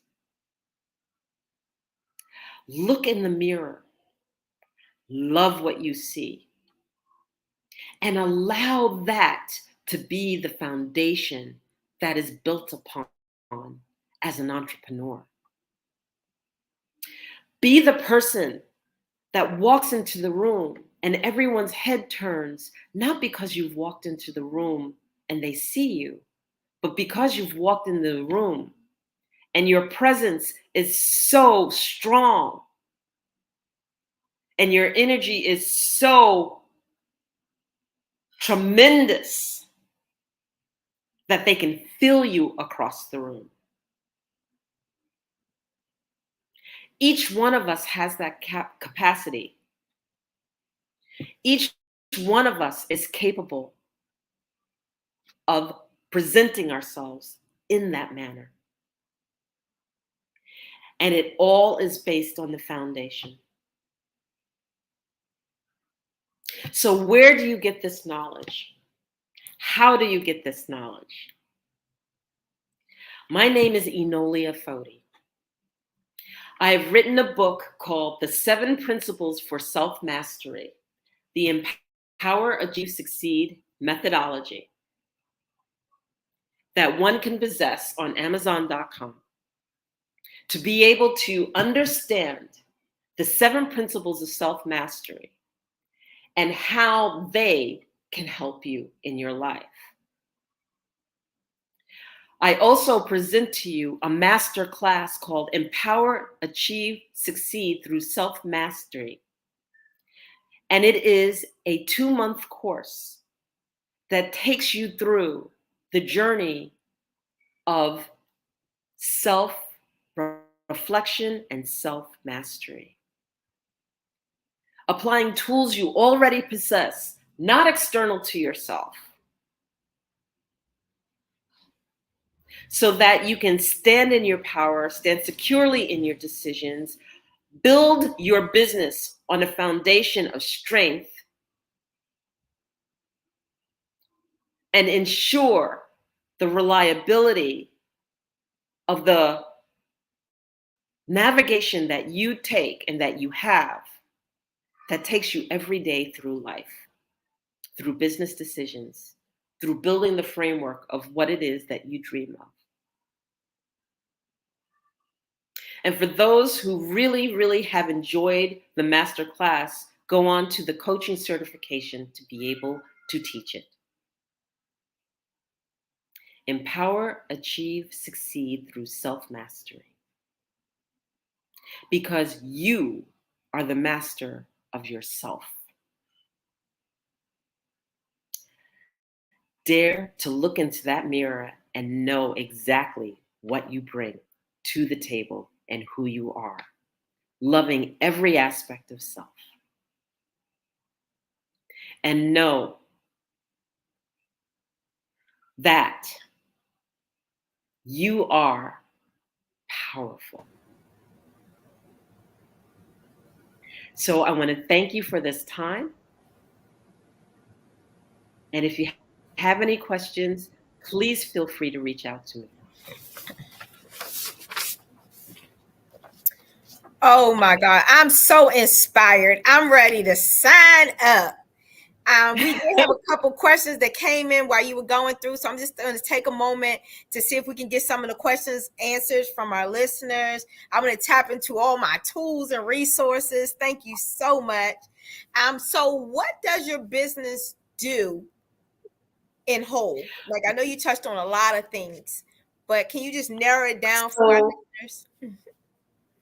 My business is to empower business owners at the foundational level so that as they take all of the leadership classes, as they take all of the entrepreneurial classes, as they take all of the things that build them professionally, or as they become the business owner that they are, that they have a strong foundation, because that foundation is typically ignored. That foundation, the part that says, oh, can I make a good decision? Oh, but I'm insecure. Well, you got to address that insecurity. You got to address the fact that you don't trust yourself. How do you expect to be that CEO and you don't trust yourself? Or you feel insecure when you're around your peers. Oh, they're better than I am. Oh man, I don't know. I shouldn't even be here. Well, if you don't believe you're going to be there, who else is going to believe you should be there? We have to address that. And what's happened is that the pandemic kind of forced everybody, oh, I'm going to be an entrepreneur. Oh, I'm going to be a coach. Right? And they run out and they grab the class, but they haven't addressed the very fact that if you're an angry person, that anger is going to show through everything you do. If you're an insecure person, that insecurity is going to show through everything you do. You got to go back to the core, to the basics. And my business helps you establish that strong foundation so that you can build whatever it is that you want to build on top of it. We did not come here to play small. And we do not have to play small, but what's happened is a lot of us have grown up in our lives, have forced us and oppressed us like, oh, well, you can't do that, and you can't do this, and you can't do that. Well, it starts at the core. I came here to play large. I did not come here to play small. But this is a mindset. It's not something you can just put on like a piece of clothing. It doesn't work. Ooh, that is so good. That is so good and so inspiring. So who is your ideal target customer? My ideal target customer is just basically the entrepreneur, especially because what happens is that you're building the framework of what you love yourself. And a lot of times we don't have the support system of a pre-made framework that says, oh, we're going to do this, and no, we're going to do that. So the entrepreneur. It's also the corporate person. How many of us are trying to survive corporate, and we sit there and we're trying to navigate through the corporate procedure, and we go, well, what's wrong with me? Why was I overlooked? Well, what did I do wrong? Why aren't they picking me out? Well, what happened? I should have been the one that got that promotion. Why are they overlooking me? Why is it every time I talk to my peers, I can speak as a woman, and then the man says the same thing I said, and everybody hears them, but they didn't hear me? That's about the power of your voice. That's about your presentation. That's about your core being and how you hold yourself in that meeting. And that's not taught. That's about you.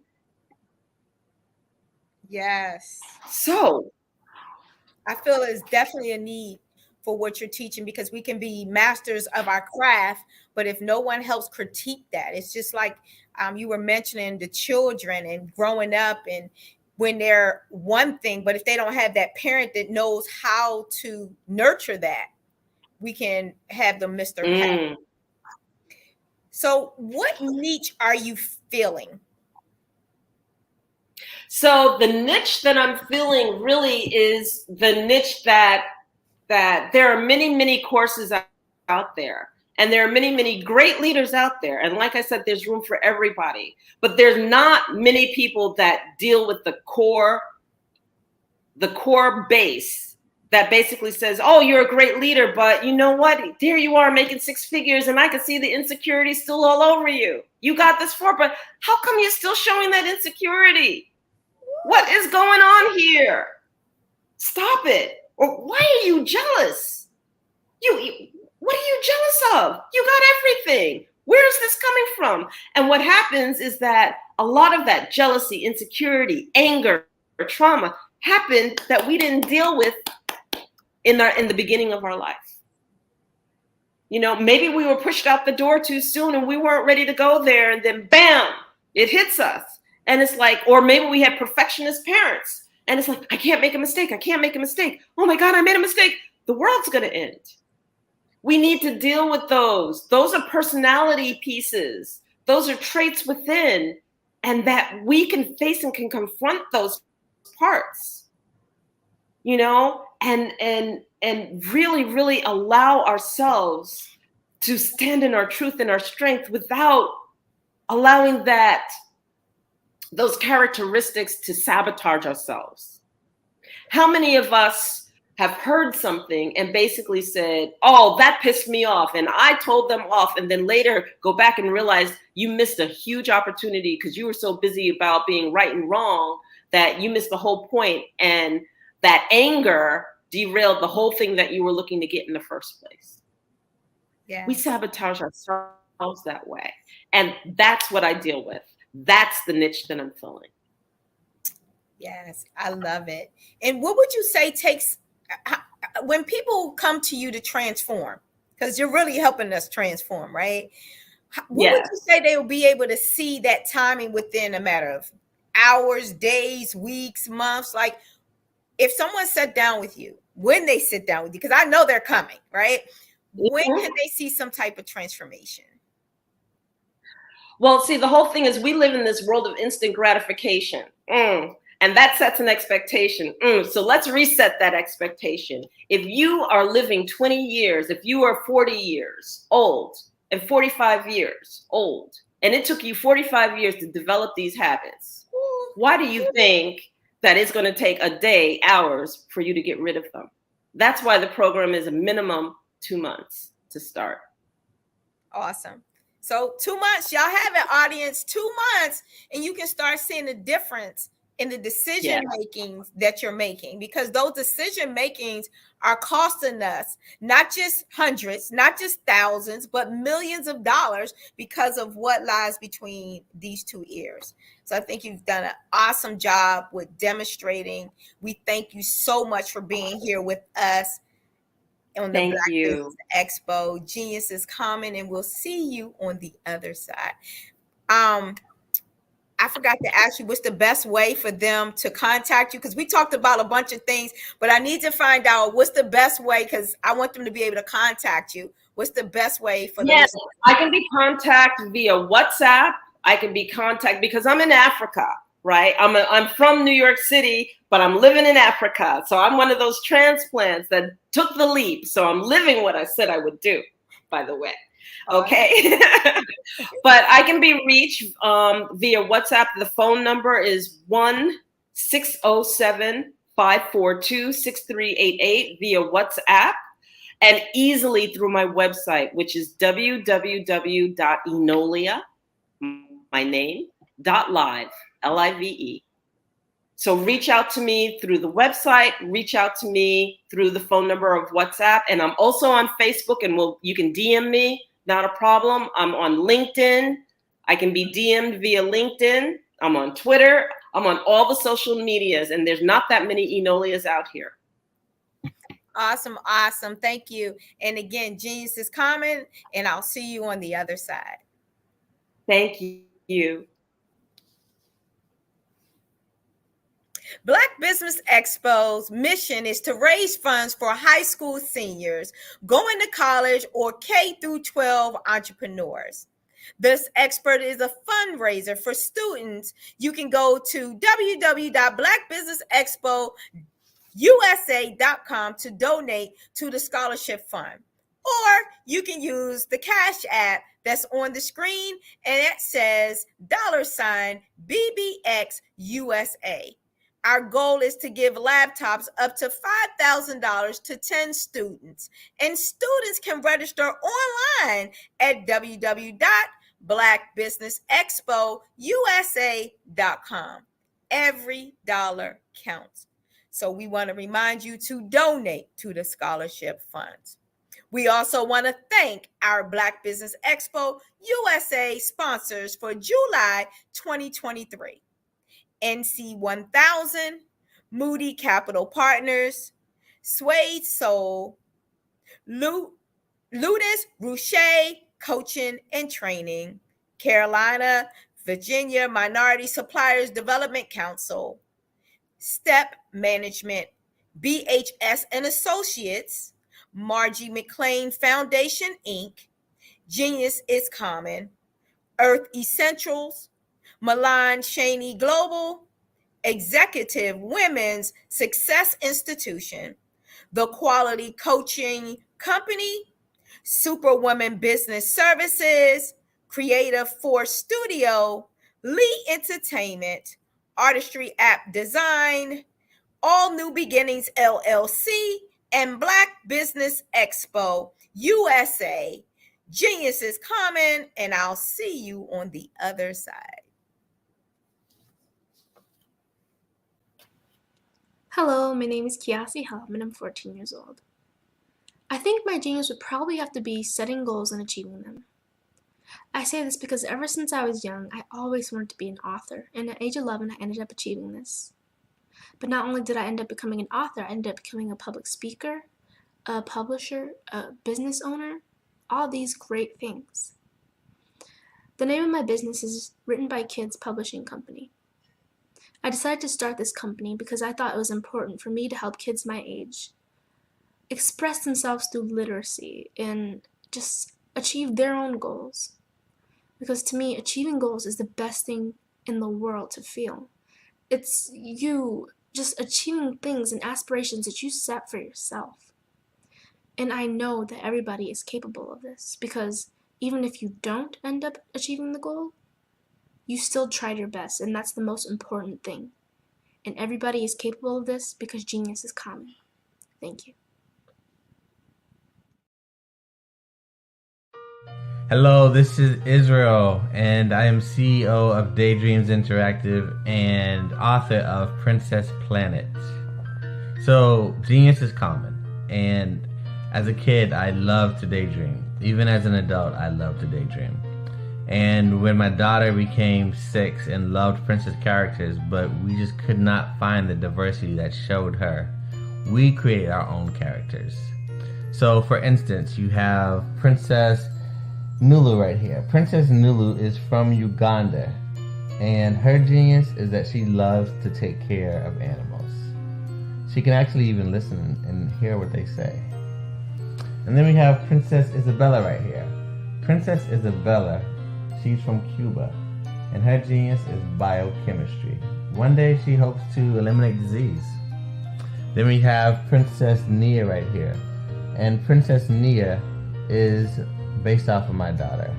And she wants to be the greatest dancer alive. So that's her genius. So what's your genius? My genius is my imagination. Genius is common. Hey guys, my name is Caden. I'm the CEO of Caden Teaches, and my genius is teaching kids about financial literacy. Throughout my financial products, such as my financial flashcards, my activity book, and my newest project, my financial bus, which I bought.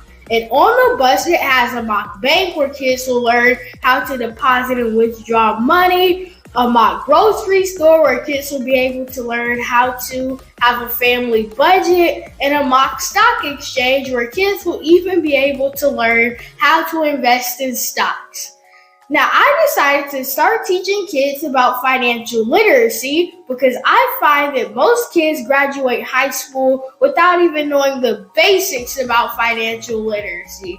And I feel if I were to teach kids about financial literacy, that I would be able to help kids tap into their genius. And I actually learned about financial literacy to my dad because I would go to business meetings with him, and I would always see that they were talking about financial literacy. And at that point, I didn't understand what financial literacy was. So I took it upon myself to learn about financial literacy and teach it to kids in a way that they could understand. But I want you guys to help me help kids tap into their genius by going to my website, cadenteaches.com, and you can sew into me in my financial bus by going to my GoFundMe link. And remember, if Caden can, you can too, because genius is common.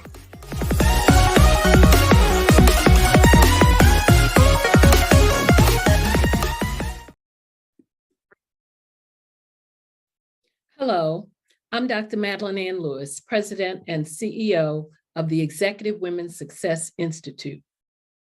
And my genius is helping women accelerate the path to success.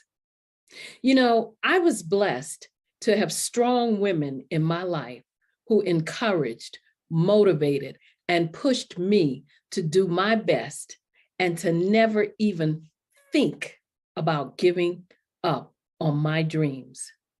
So I say to women, we must show up to rise up. We have talents and potential, but who will see them if we don't speak up and get noticed? I know that women are a tremendous resource on this planet, and there is nothing more fulfilling than helping a woman tap into her full potential. I do this because I want to be a part of helping as many women as I can to show up, to rise up. I do this because genius is common.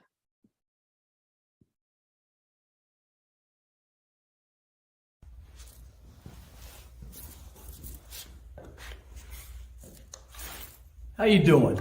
I'm Rodney Allen Rippey. Yeah, the child actor. Well, now, leading man. Some of you might remember back in the day, the Harlem Globetrotters popcorn machine. Remember that? Well, it was a Saturday morning special that would come on, and I was there with Geese and Tex and Meadowlark Lemon. Remember the show? Well, I had a great time. And I have to say a huge, huge thank you to all my fans out there. Thank you for all the years of support. I went on from the entertainment industry. I started getting into producing and directing. And now, hey, here I am. I'm a studio executive here in Burbank, California at 2526 Studios. I have to say, it's been pretty good, but the best is yet to come. Please stay encouraged. Keep reaching for your dreams and never forget that genius is common. Remember that. Genius is common. No matter what anyone says to you, no matter how tough the road may get, keep striving. Keep reaching for your dreams. And always know that you are worth it. Everything that you put into yourself, everything good that you pour into your life, you are worth it. And when the times get tough, when things don't go exactly right, it's okay. Dust your shoulders off. Stand up strong. And remember, genius is common.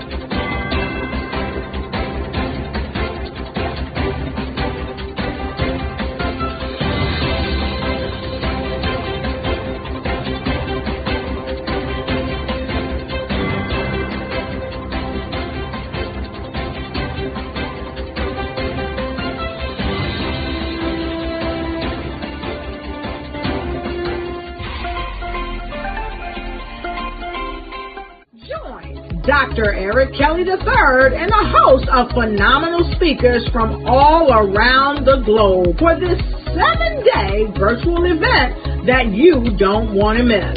The mission of the Black Business Expo is to raise scholarship money from kids all the way from high school, all the way from college. The Black Business Olympics is one of the largest Black business showcases in the world. It is an opportunity for businesses and companies to showcase their businesses globally. We are going to be giving away laptops up to $5,000 away to students. Again, I'm Olivia Appleberry, the founder of 2 Cents Finance and one of the speakers for the expo. I am so excited to see you there. For more info, go to www.blackbusinessexpousa.com or call 919-308-9090 and hope to see you there. I am Black Business. From the moment I wake until the time I sleep. Yes, I am Black Business. I am Black Business. Tell me, are you Black Business? I am Black Business. Do you support Black businesses? Listen, I support Black business because I am Black Business. Black Business Expo, one of the largest business showcases in the history of Black business in the world. The world! Sign up today at www.blackbusinessexpousa.com or call 919-308-9090. I am Black Business.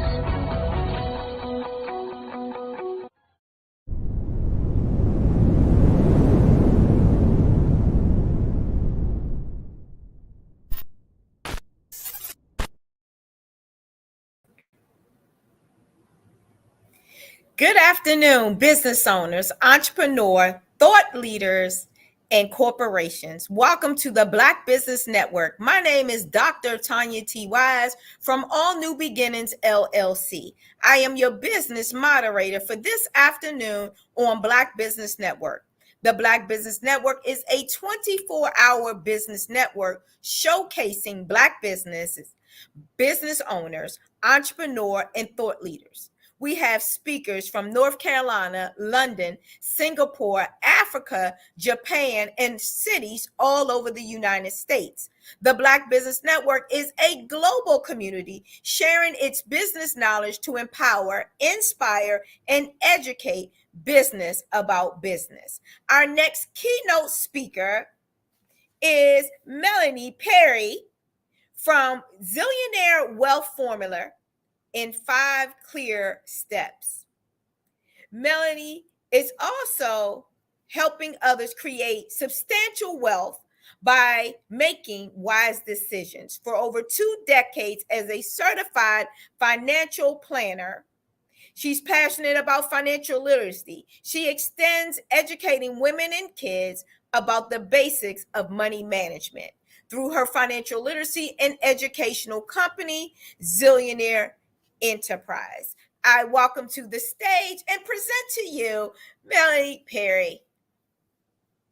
Good morning or good afternoon, wherever you are in the world. Thank you, Dr. Wise, for that introduction. So, I have a wonderful topic for you today. Let me first introduce myself again. I own a company called Zillionaire Enterprises. And through a spiritual and cultural lens, I help women entrepreneurs over 40 build sustainable wealth. I use my credentials as a certified financial planner and my gift as a self-ordained financial therapist to help my clients heal their money wounds, to be consistent, confident, and courageous with making sound money decisions. You know, there's 3 things that a business needs, and that's income, freedom, and impact. So here at Zillionaire Enterprises, we focus on creating financial freedom by helping women entrepreneurs master their personal finances, creating their own economy, ultimately making an impact in the world and creating legacies for their family and beyond. So today we're going to focus on building wealth with integrity. When I work with my clients, one of the common challenges that I see is a conflict between their spiritual beliefs, their upbringing within the culture of being African American or a person of color in this world. I'm here in the United States, and the desire to want that sense of freedom, which comes in this capitalistic world through financial freedom. But I'm here to tell you that wealth comes up, it shows up in multiple domains. And wealth first starts from within. We're all born wealthy, as Dr. Wise and many of the people that are on this Black Business Network Olympics have expressed, is that we all have a unique gift. We all have talents. We all have something that we can contribute to add value to society. And if we don't stand up, the world will not get an opportunity to benefit from what we have and therefore continue in its expansion for embetterment, if that's a word. Sometimes I pull words out of my own dictionary, so bear with me. So the topic today is how to build wealth with integrity. Is there something that I need to take note on, Dr. Wise? It is. You have such an amazing, beautiful face and smile, but we're only getting a part of your head. So I don't know if you could adjust your screen a little bit so the audience could think a little bit more. That was perfect. It might be because I moved. I leaned up. Okay, I guess I've adjusted enough. But I might be moving throughout the screen, so my message is going to be the most powerful and impactful thing to focus on. So, how to build wealth with integrity. There's 3 things, 3 critical things that we want to keep in context. And the first thing is, as I started out, is to understand what are the inner conversations that we're having with ourselves. Wealth starts with our conversation, but let me backtrack just a moment to put into context the various domains of wealth. So we naturally, as I mentioned, we are wealthy, right? Wealth starts from within. But we also have various ways in which wealth shows up in our lives. So there's physical wealth, mental wealth, physically, mentally, emotionally, spiritually, relationally. I did find out that that is a word. And of course, financially, right? So we want to, in our lives and in our journey, we want to create a harmony, not balance, but we want to create harmony amongst those various domains. And the reason why I say harmony instead of balance is because balance means that we have to create some kind of equilibrium. And as we're going through our life, there are going to be moments where we can't put equal focus on each one of those domains of wealth at the same time. There's going to be moments where we need to concentrate and focus our attention in one area or another. So, creating harmony, meaning that when we know that we need to focus on self care, which is going to replenish us mentally and emotionally, then we're going to have more attention in that space, not to negate the rest, but our attention will be more so here so that we can be more participatory in the other domains of wealth by focusing on our replenishment through our mental and emotional well-being.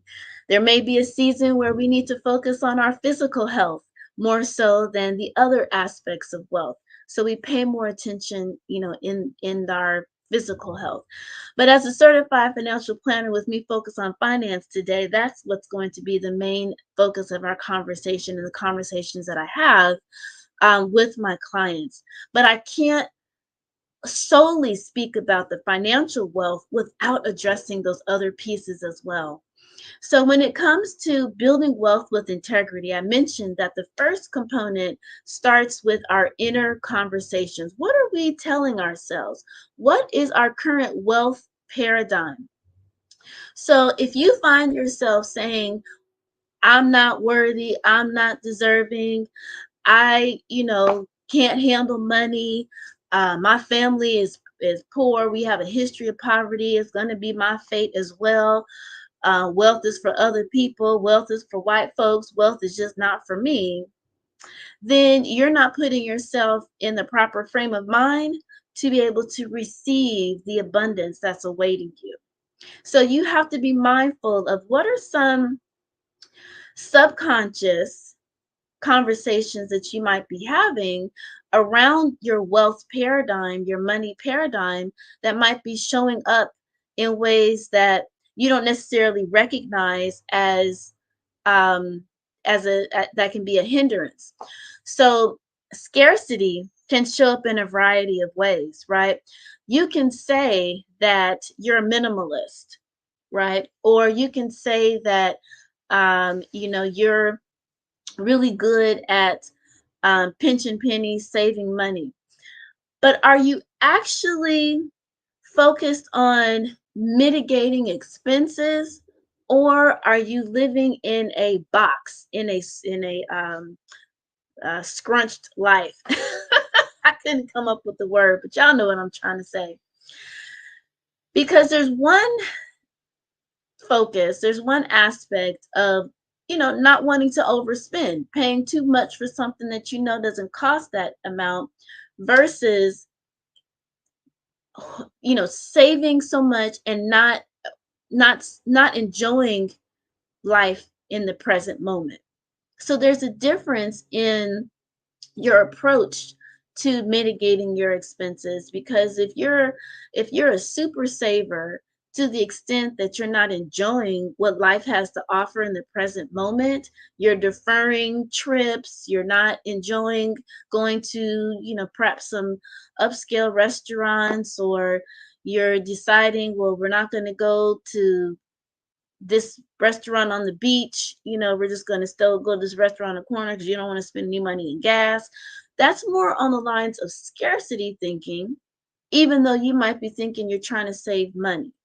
Now, if you have a particular goal and a time frame in which you're trying to reach that, and for this span of time, you want to mitigate as much as extra expenses as possible because you're trying to meet a particular goal, that's a completely different perspective. So it's kind of a fine line, but you have to be mindful of of a scarcity, of a hidden scarcity mentality that you might be going convincing yourself of is, the way to kind of save money. I have a client that, every time we would talk, he would speak about, he couldn't wait until he could, go fishing and, just kind of relax and not have to deal with the day-to-day management of his real estate, property.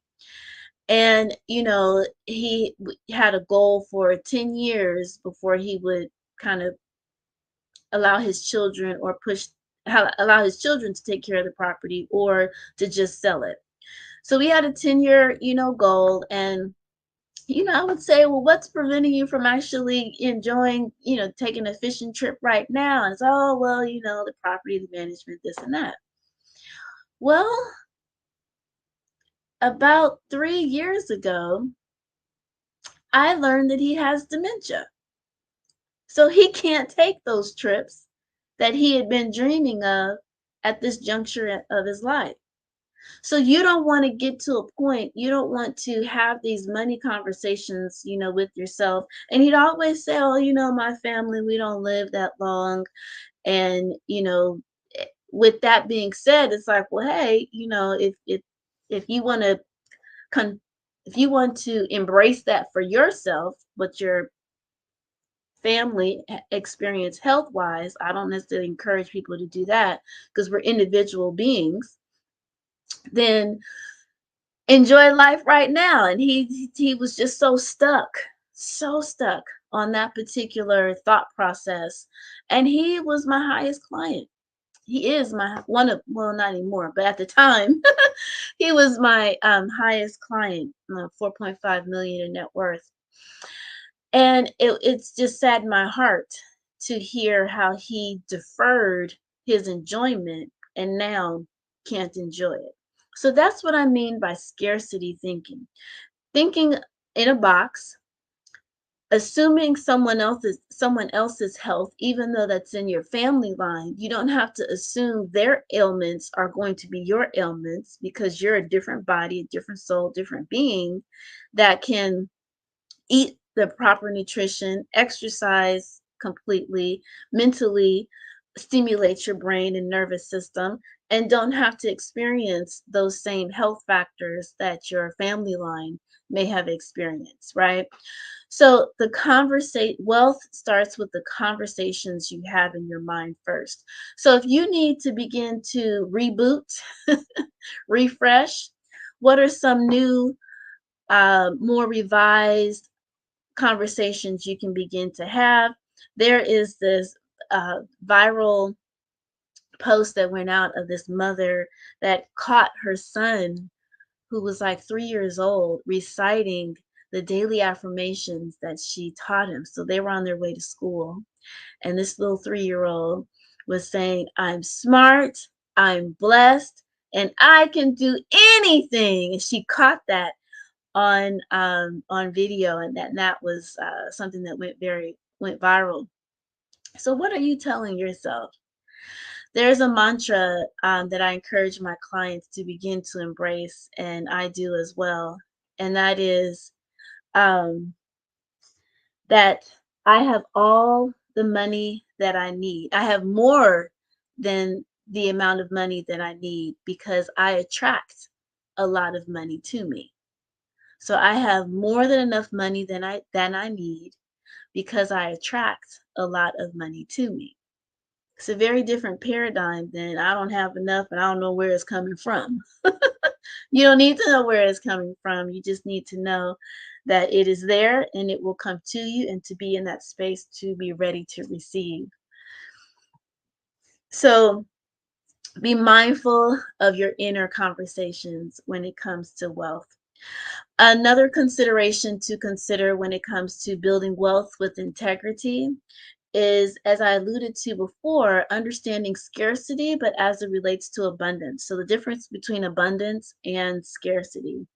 So scarcity is something that just pervades um, society, particularly in our media, in the American culture. I mean, it's just everywhere. You turn on the news, there's all kind of sad, terrible situations that are happening, and they just recycle same old stuff over and over and over again.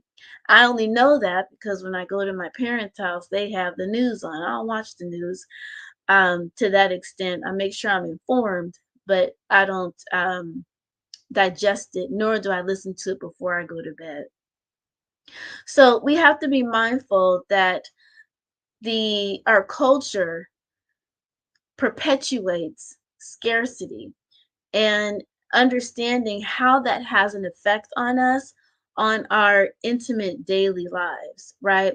So what ends up happening is you tend to um, digest that, embrace that, and our reaction is fear, false evidence appearing real, right?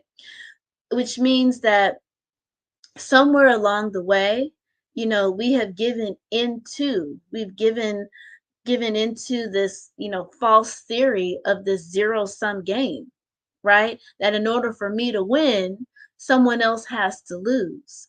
Well, that is very contrary to the definition and the realities and the truth around abundance. We are in an expansive universe.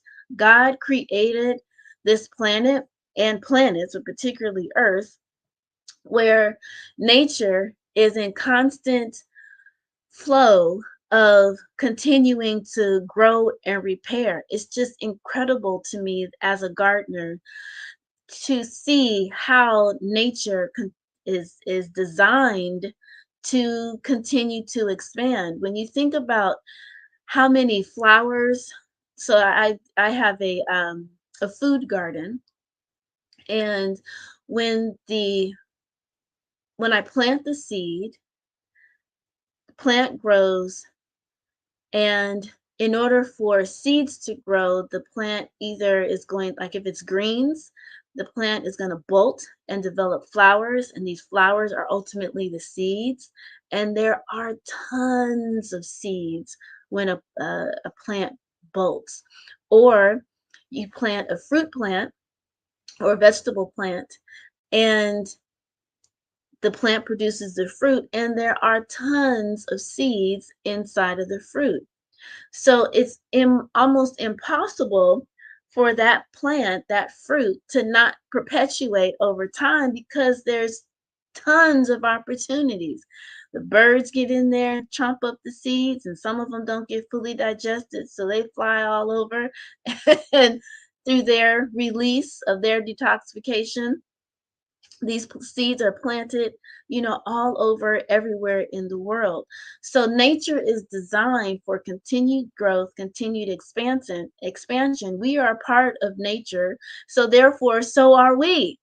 But yet we live in an environment that's telling us the opposite. So if you feel in conflict with the things that you may hear, the experiences that you may have, conversations you might be having with folks who are living inside of a box, it's because it's not natural. Economics is a system focused on scarcity. It's not natural. What is natural is abundance. What is natural is the constant evolution and expansion and growth and unfoldment of new possibilities, right? There are endless opportunities, particularly now in this day and age, where you can make money in the palm of your hand. You can connect with people across the world in an instant. It's actually absolutely incredible these days as to the level of opportunities that are available to us. So we don't want to ignore or be misled by these false evidences appearing real by fear, thinking that, oh, we have to, get a job for financial security. That's actually false as well, because how many people have been laid off?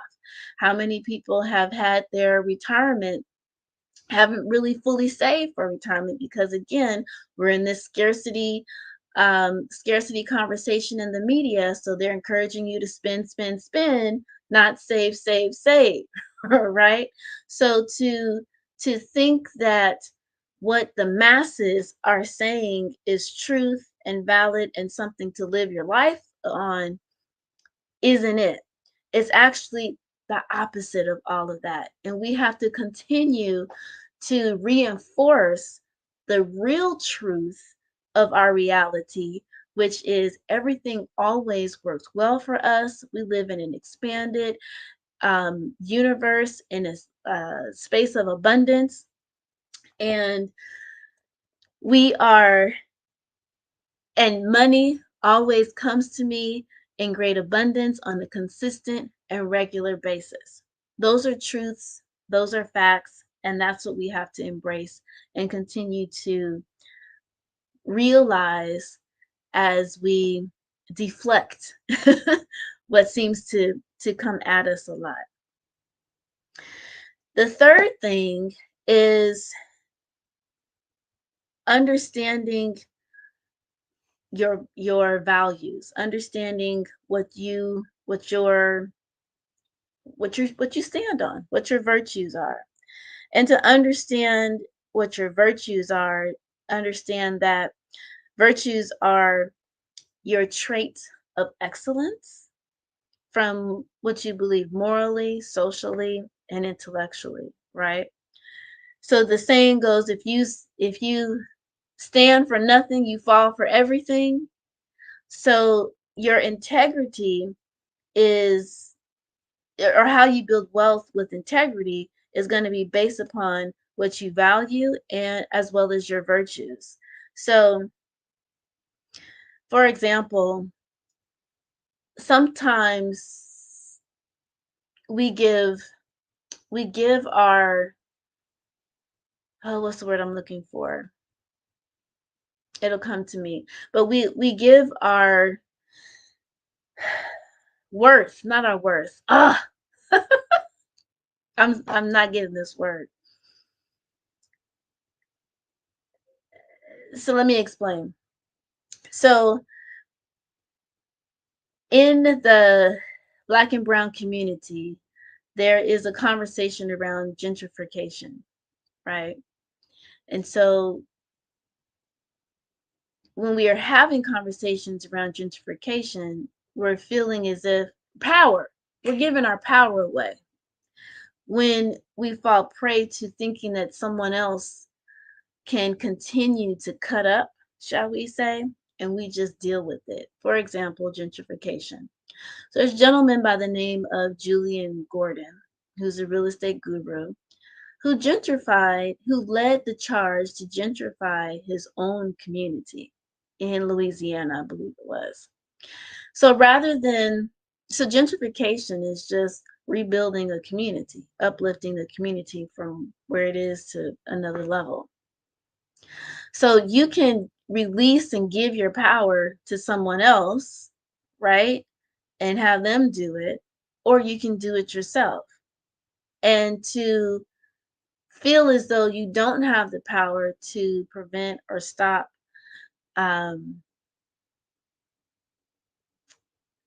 folks from doing so,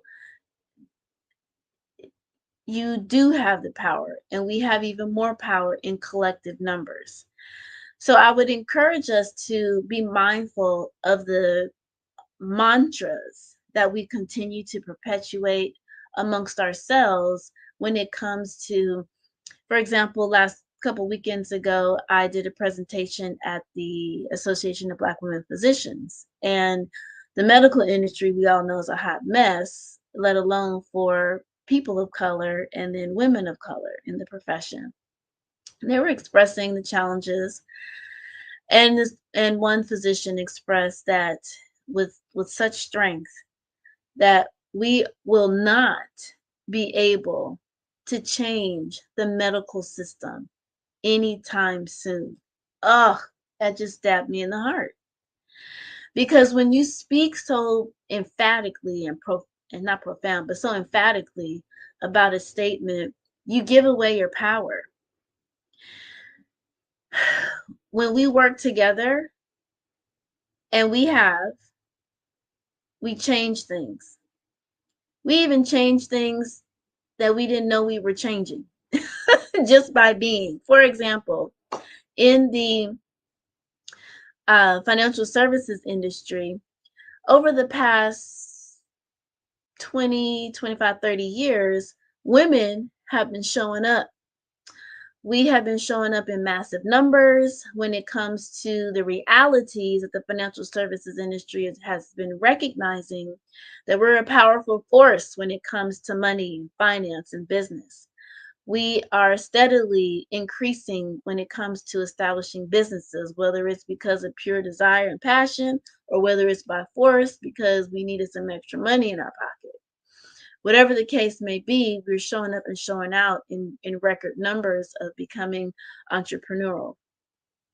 In addition to that, we live longer than our male counterparts, our spouses, our partners. So who's left to take care of the finances? Women. There's a study by Charles Schwab in 2016 where it showed that women earn on average like 1% more in their investment portfolios than men. You might think 1% whoop-de-whoop, but 1% over time is hundreds of thousands of dollars.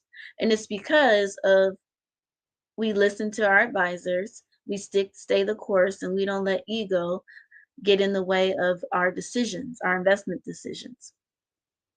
So I'm saying all that to say that when I was putting a brochure together 20 some odd years ago, where the result of, I was saying the result of people working with women, working with, well, people at that time, working with me would be peace of mind, that was rejected. Peace of mind, they wrote back like, you can't, you can't give that as a result of what people would experience in working with you.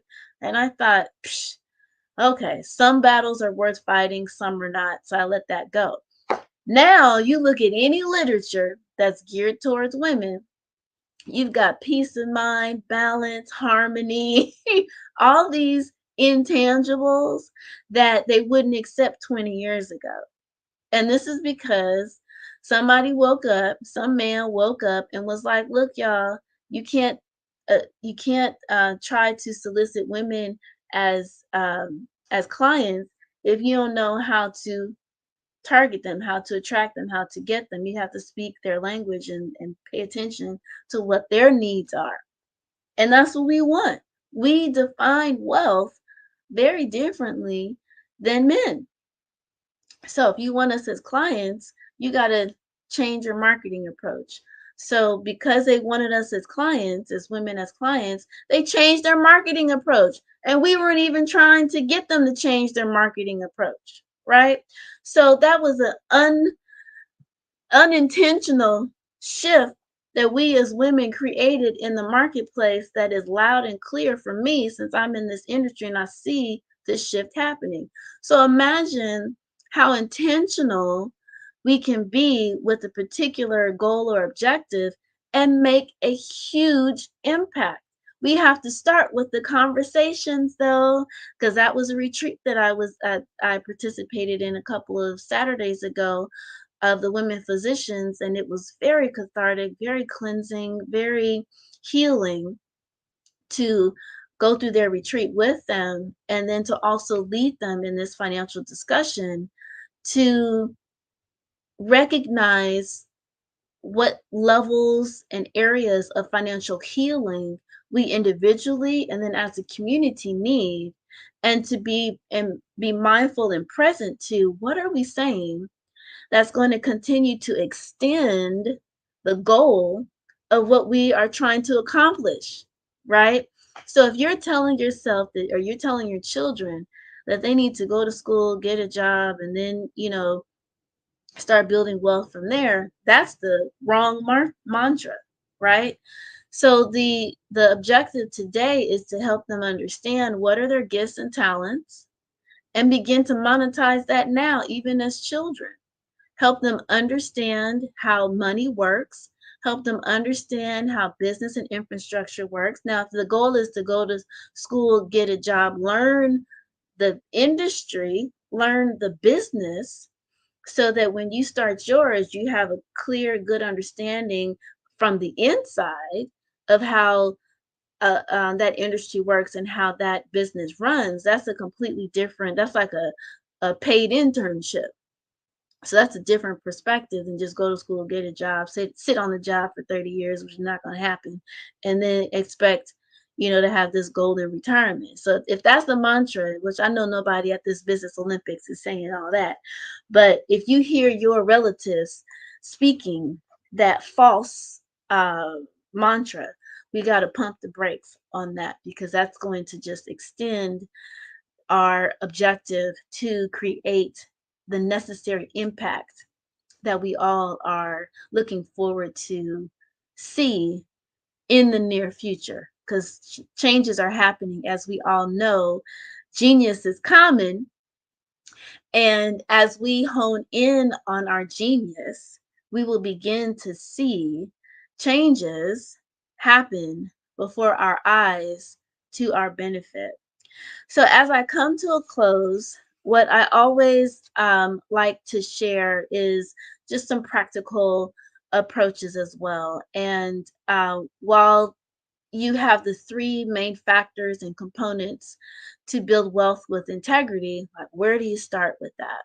So if you have a piece of paper, draw a triangle, draw two lines so that you have three levels, three categories. At the base of your triangle, draw two parallel lines so that you've got three boxes. In one box, you're going to write the word DIP account, DIP account. This DIP account is where it's kind of like a rainy day fund. You would have about a month of your expenses set aside here. Let's say your expenses are $5,000. So the goal is to save about $5,000 in that account. You would use that account to, hey, if you are in South Carolina, but you got family here on the West Coast and you need to fly home to take care of mom or dad or auntie or uncle, then you would dip into your DIP account for that. Now you'd pay that on your credit card, but you'd pay that off from your DIP account. If you're in a sandwich sandwich situation, and you're taking care of kids, you're taking care of mom and dad, you're taking care of yourself, you take care of spouse, you're growing a business, you got a whole lot going on, and you need to refresh and recoup, you can say, hey, I'm going to Martha's Vineyard, I'm flying to Sedona, I am going to the South Keys tonight. You would dip into your DIP account for something like that. So that's the DIP account. It's kind of like a rainy day fund, but not emergency. The emergency account is where you have 3 to 6 months of your emergency set aside, 3 to 6 months of your expenses set aside for emergency. And so that would be $15,000 to $30,000 in the example that I provided. And then you have a third bucket called the wealth account. And the wealth account is for the sole purpose of buying an asset. And by asset, I mean anything that puts money in your pocket today or at some point in the future. So that would mean if you want to buy income property, you want to build up an investment portfolio, you want to start a business, that's the designated account that you would have for that. Now, if you notice, each account has a purpose to it. So you want to have separate individual accounts for each one of these so that boom, I got the goal. I got 5,000 in my DIP account, I got 15,000 in my emergency account, and whatever the goal is for the wealth account, let's say you want a down payment for property and you want to save up $50,000, $100,000, then that would be the designated amount you need to target for that. So you've got clarity of those accounts. Now, how you would invest that, where you would save that would be in money market accounts or in savings accounts or CDs. The next layer up, you want to divide that in half. So you're going to make one parallel line in the center. And on one side, you'll have retirement accounts. The other side, you'll have investment accounts. And with retirement accounts, as a business owner, you can definitely put money aside into a retirement account called a SEP IRA, solo 401k, simple IRA. Those are specifically designed for business owners put money aside there to grow accordingly. And then we have various investments from stocks, bonds, mutual funds, real estate, etc. As I conclude at the very tippy top of the investment portfolio, this investment pyramid I'm sharing with you, financial pyramid. This is where the fun stuff is. It's the crypto, the NFTs, the raw land, all the penny stock. That's way up at the top because we want to make sure we have our foundational areas in place first. You put a nice circle around all of that, and we protect that by way of insurance. This includes our health, life, disability, long-term care, business insurance, auto and homeowners insurance. We insulate that with the family living trust, and then we're set to experience financial freedom. Thank you. Perry, that is some awesome information you've been sharing. You have a host and wealth of knowledge when it comes to the financial industry, and it is one of the largest paying financial industries out there is the financial arena. So we thank you for sharing that information with our listeners. We had a couple questions that came in while you were up. So sure. What I would like to do is go through some of those questions, okay? So one of the first questions that I picked from one of our listeners is, how would one get started if they have not a lot of money to get started?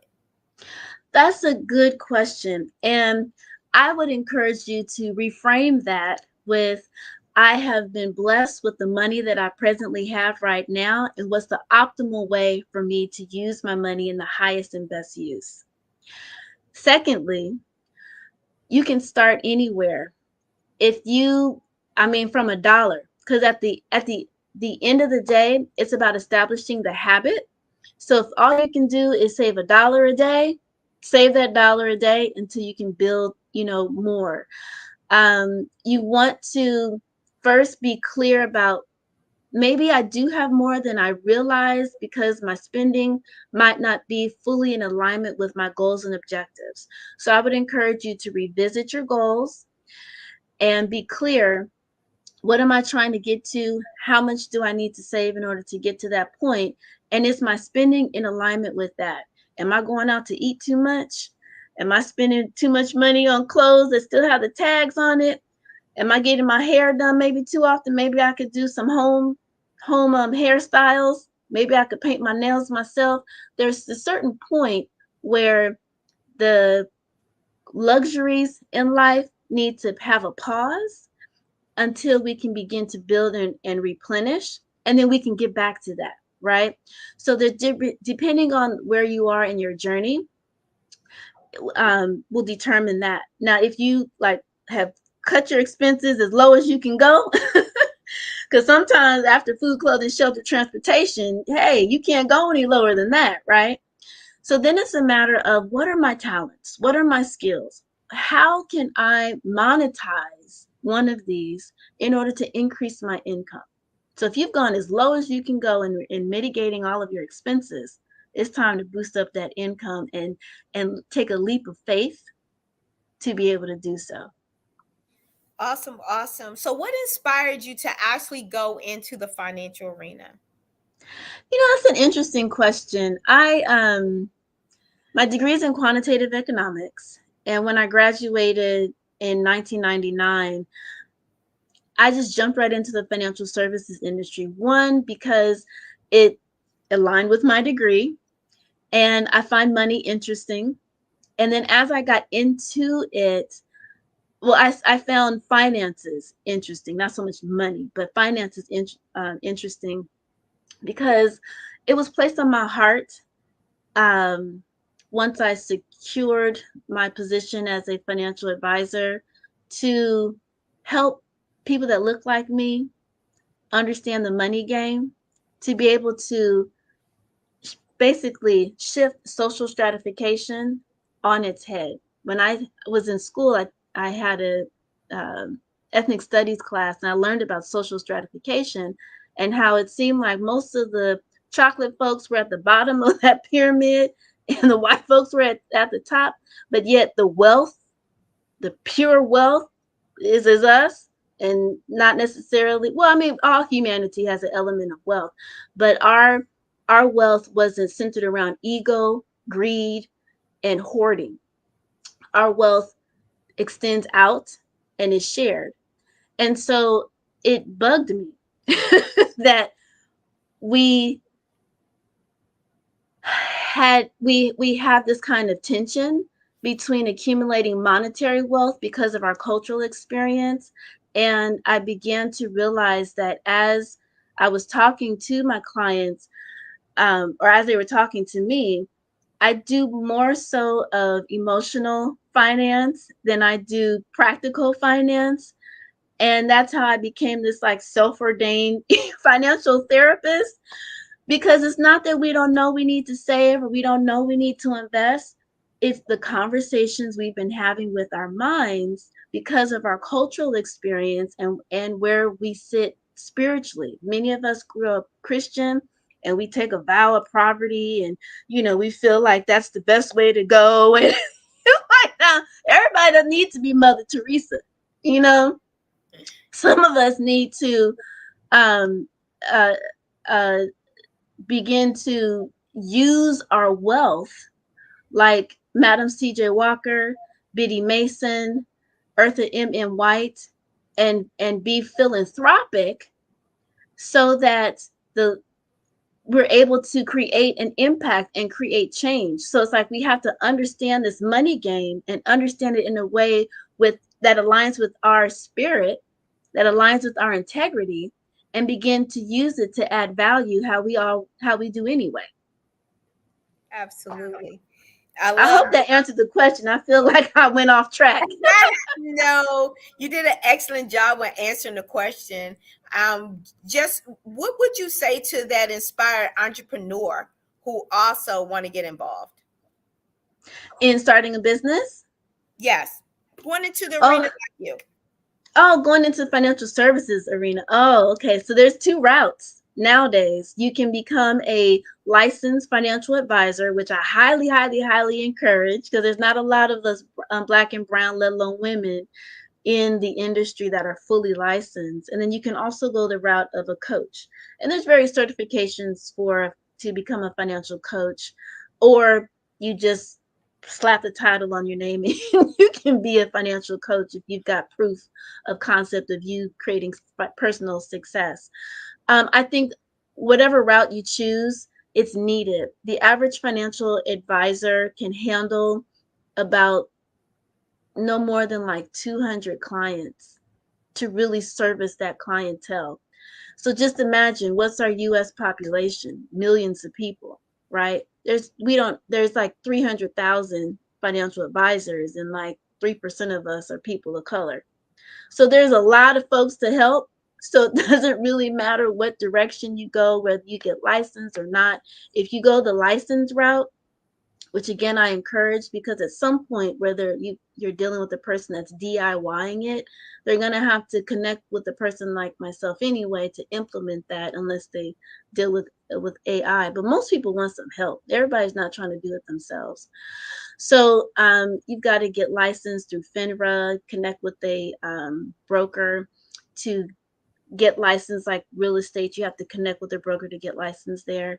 There are mentorship programs through the Certified Financial Planning organization. So I would highly, highly encourage that.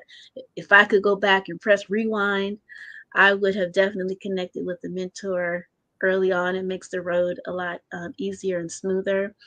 All you need is to have a degree. It doesn't have to be in finance in any way. But call me up. If you want some specific advice or direction, definitely reach out to me. I have resources for you to be able to start that journey. Well, we may have to connect on the back end of this. Absolutely. So what would you tell someone who have been financially challenged? That's a broad question. So folks that are experiencing limited income at this point, you just have to go back and kind of revisit your goals. What are you trying to accomplish? Because your present circumstances don't dictate your future outcome. So you can't be confined by what you're experiencing right now as this is the destination, the end all be all. When we're born, we can't walk, but we have our moms, our dads saying, come on, baby, come on, right? So you want to put yourself in a space of people that are going to love you up, that are going to nurture you, mentor you, and encourage you to take that leap of faith to the level that you want to get to. So you want to have that personal conversation and reflect on, what am I here for? What is my purpose? What is my why? And you got to hone into that why and digest it, eat it, love it up, be it on all levels. To be able to get into a space of abundance. So once you've done that, then you're going to start attracting opportunities to you, whether it's an advancement in a job, whether it is a job period, or whether it is a business partner that has skill sets in areas that you don't, and that's going to help to advance and get your business to the next level. But that's when the opportunity starts popping in. You definitely want to do the practical things of looking at your expenses and like, hey, where am I over? Where am I duplicating perhaps expenses? Do that nice comb through, as I had mentioned earlier.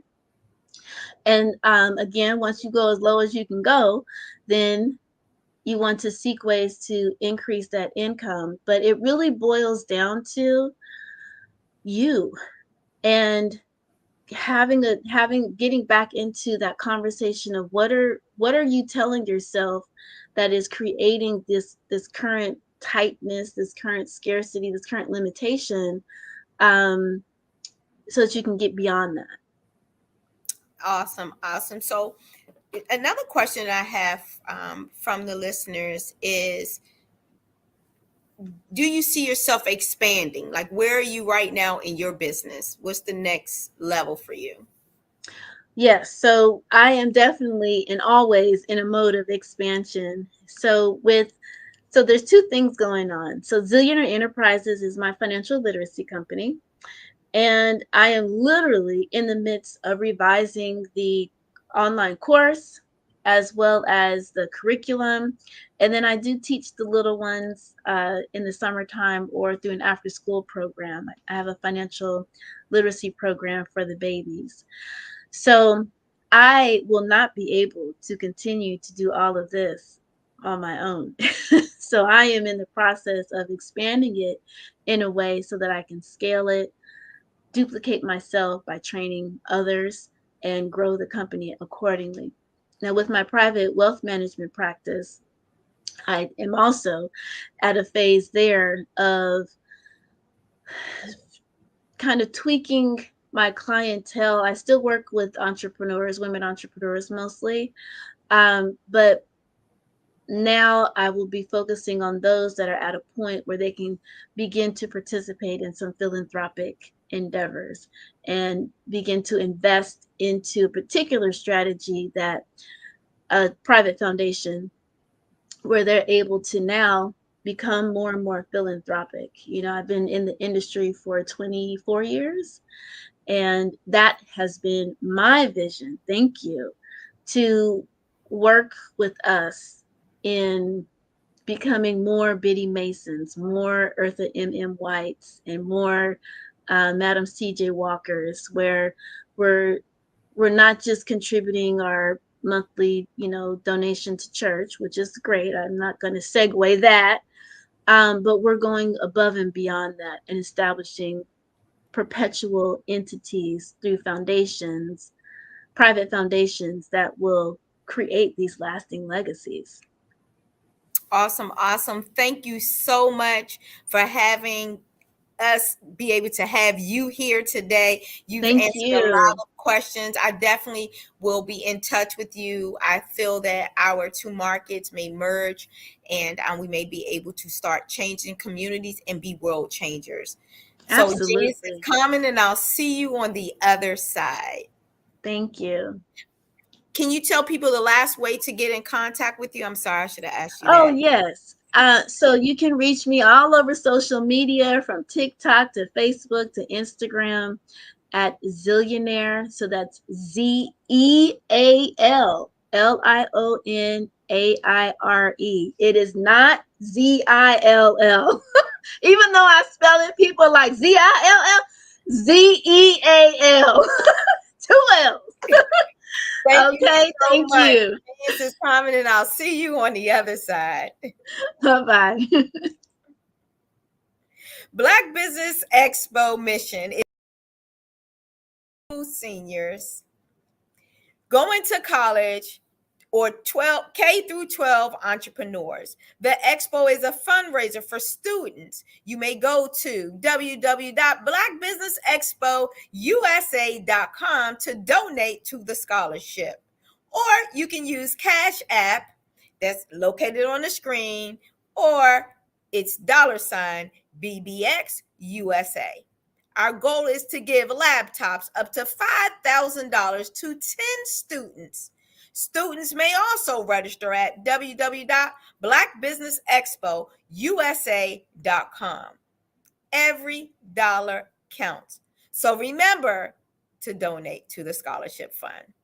We want to thank our Black Business Expo USA sponsor of July 2023, NC100, Moody Capital Partners, Suede Soul, Lotus Rocher Coaching and Training, Carolina, Virginia Minority Supply Development Council, Step Management, BHS and Associates, Margie McLean Foundation, Inc., Genius is Common, Earth Essentials, Milan Shaney Global, Executive Women Success Institute, The Quality Coaching Company, Superwoman Business Services, Creative Force Studio, Lee Entertainment, Artistry App Design, All New Beginnings LLC, and Black Business Expo USA. Genius is Common, and I'll see you on the other side.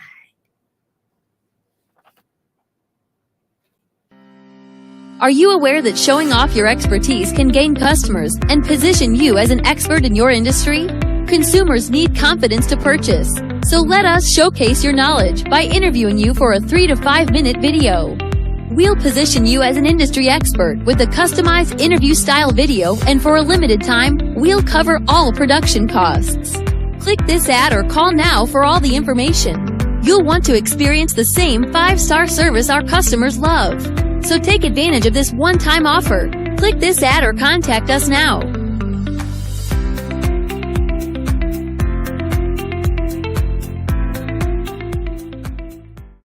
I'd like you to imagine with me, if you will, opening an app where you can collaborate with like-minded individuals from around the world, get inspiration and in-app tools to launch and grow your business, as well as share your knowledge and earn compensation, all in one app.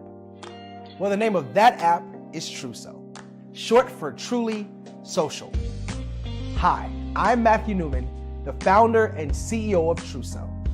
A new concept in social media, Truso is designed from the ground up to be a platform that's both social and empowering for all its users. How exactly do we do that? I'm glad you asked. First, Truso brings the world together via video. Psychologists assert that video provides a significantly more effective connection than audio only. When you enter a community on Truso, you're face to face. Second, on Truso, you don't have to have 1 million followers to monetize. Our business model allows all hosts and moderators to monetize, no matter the size of your following, by 1, producing fee-based content, and 2, inviting others to join the platform as subscribers. Even more, Truso has an in-app resource library with over 100 free resources, forms, and documents to help you build your brand and grow your business. Third, Truso is inclusive. The deaf and hard of hearing communities make up 360 million people worldwide. Unlike audio-only apps, Truso embraces its community, providing a networking platform that allows them to participate via video and closed captioning. We even have a deaf and hard of hearing foundation in the works as well. Fourth, Trousseau is both social and safe. We refer to Trousseau as a virtual extension of the beauty shop, barbershop, and brainchild of the community. A place where there's laughter, along with wisdom, growth-oriented conversation, and genuine connections in a safe space. Trousseau even has proprietary security to ensure we maintain a safe environment for everyone. Where are we at now? Trousseau is live, y'all. We've launched in beta and we're acquiring users daily. We have an incredible development and marketing team, plus amazing celebrity influencers at the table, helping us spread the word around the globe, beginning within the African diaspora and beyond by creating a safe space for growth, connection, and collaboration. We're truly excited about Trousseau. We've created something special for which there is a global market. And we invite you to embark on this journey with us as a shareholder. The future for Trousseau is truly bright. Join us and let's go there together.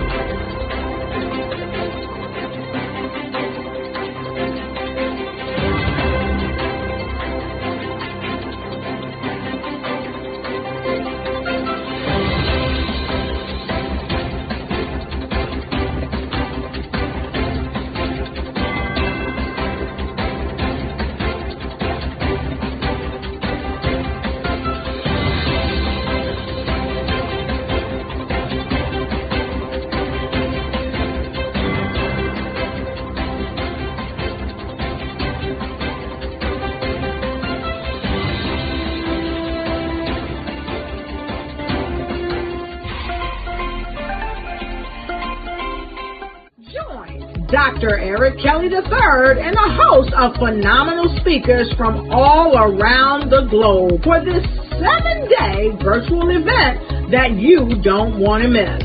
The mission of the Black Business Expo is to raise scholarship money from kids all the way from high school all the way from college. The Black Business Olympics is one of the largest Black business showcases in the world. It is an opportunity for businesses and companies to showcase their businesses globally. We are going to be giving away laptops up to $5,000 away to students. Again, I'm Olivia Appleberry, the founder of 2 Cents Finance and one of the speakers for the expo. I am so excited to see you there. For more info, go to www.blackbusinessexpousa.com or call 919-308-9090 and hope to see you there. I am Black Business. From the moment I wake until the time I sleep. Yes, I am Black Business. I am Black Business. Tell me, are you Black Business? I am Black Business. Do you support Black businesses? Listen, I support Black business because I am Black Business. Black Business Expo. One of the largest business showcases in the history of Black business in the world. The world! Sign up today at www.blackbusinessexpousa.com or call 919-308-9090. I am Black Business. Phenomenal Tanya T. Wise, who is here from the great state of Maryland. Tanya, welcome and thank you for being with us today. Can you indulge our audience a little bit and tell them just a little bit more about who you are and what it is that you do? Well, I love being able to talk to people and have a magnetic attitude, being able to just show them. So I always like to say, level up is Coach at Tanya T. Wise here. So can you tell our audience, just give them a teaser about what your presentation will be about? So my philosophy is that we should all be living our dream life. So tomorrow I'm going to talk about how you start living your dream life. What are some of the things that you thought about in your childhood that you just kind of let go and dormant? Wow. And I want to reignite that and just give you some pointers and some tips, some tools, some strategies to be able to start living your best life now. And guess what, Rhonda? And leave an inheritance for your legacy. Oh my goodness. Okay, I know that's resonating with a lot of people. I've heard that you have a dynamic coaching program. Can you tell us a little bit more about that? Absolutely. So our coaching program help people that have the lack of time, that lack strategies, and lack the confidence to go after their dream life. So we help them implement tools, we help them implement strategies, as well as give them resources so that they can live their best life now and leave that inheritance. Wow. Oh, I love that. I love the leave the inheritance part. Listen, you are dropping some major nuggets, and I know a lot of what you're saying is resonating with a lot of people, but I think we're all curious. How did you even make this transition into the speaking and coaching arena? What's the story behind this? So I started out in finance, and I realized that a lot of people don't necessarily go after their dream life because of the lack of finances or the education behind finances. But it wasn't until I lost my firstborn, my only son, that life changed for me. And where I was going after it all, living the corporate life, hit my 6-figure income and living in my dream house with my dream man, driving my dream car. I nearly lost it all when I lost my son. And so I realized it only takes one financial catastrophe that can change your entire life. That's what made me start All New Beginnings. Because no matter what's going on in life, there's a new beginning. And because of that, we develop a program called Wise Minded. My little slogan is, don't just dream it, let's live it. If they want to connect with you or work with you, what is the best ways for them to be able to do that? Well, for my social media guru, you can connect with me on every single social media platform as Tanya T. Wise. I'm Ramon Ray, founder of Smart Hustle Magazine and smallbiztechnology.com.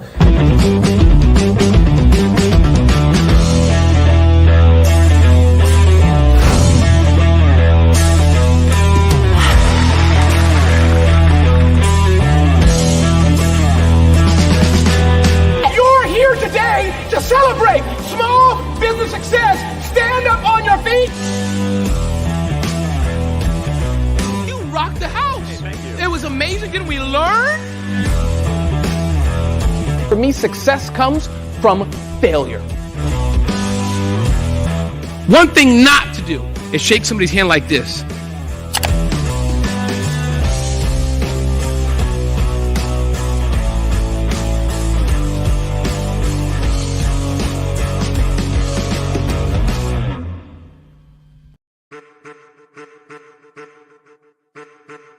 I am a child of the Most High God. He has gifted me in ways that I could not even imagine and didn't know.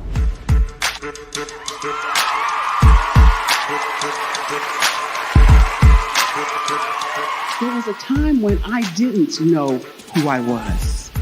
I listened to other people tell me who I should be, what I should do. I listened to people telling me that I should be a boutique owner, that I should be a construction manager, that I should be a laborer. Have you ever felt like you should do something else, be something else, go somewhere else, be wherever you wanted to be, and you felt like you were in a box? Anybody in the room? And you couldn't get out? Anybody in the room? And you kept trying to go and go and you couldn't get out? Anybody in the room? But let me tell you, you need to rock the box. Rock the box.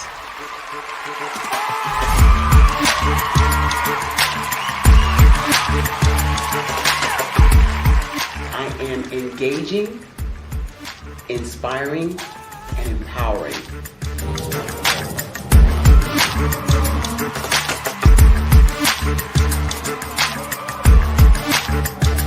I would give you everything I know. Just by touching you, if I could, by osmosis, give you every single thing I've learned, I've gone through, I know I would. We know that's not possible, but as it is possible, I love to share information with people. Some of you out there, people have told you that you can't be, you can't have, you can't do. But I will tell you, like Kingston said, you can, you must, and you will. If it's to be, it's gonna be me. You gotta say it. If it's to be, it's gonna be. If it's to be, it's gonna be. If it's to be, it's gonna be.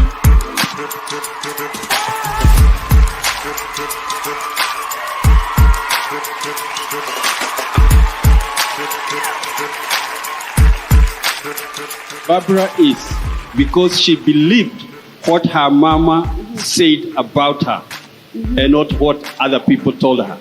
Every day you wake up, when you're in a situation, it's your choice whether it's an advantage or the disadvantage. She gained her confidence and her life, and now she is a testimony.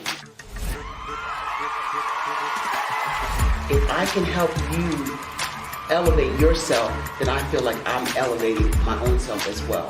What you know and I know together can change the world.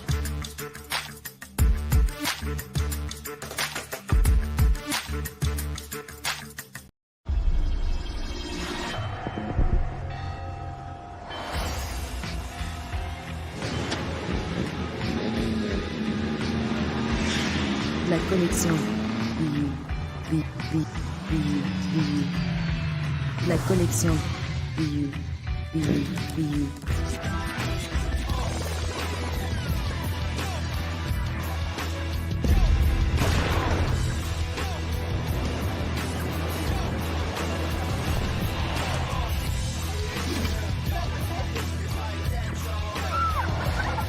In a world obsessed with the cult of celebrity,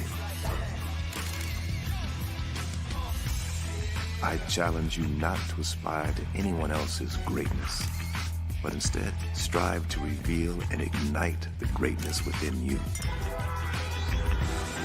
Are you serious? I totally think that that's it. Hey. No! Hey! To me, sexy is a man that knows who he is and what he wants.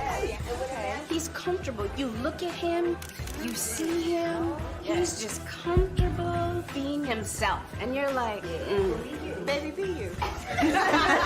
Be you, baby. Just be you. I like it.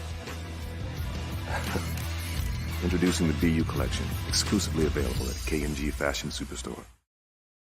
Producers, directors, I met designers, and then everybody says, oh, this is my 6th year coming, and oh, this is my 4th year coming. Shout out to New York. We're in New York in like 7 hours. Oh my gosh, yes, we have a 6:58 flight, so. We gotta go home. We gotta go. We gotta go.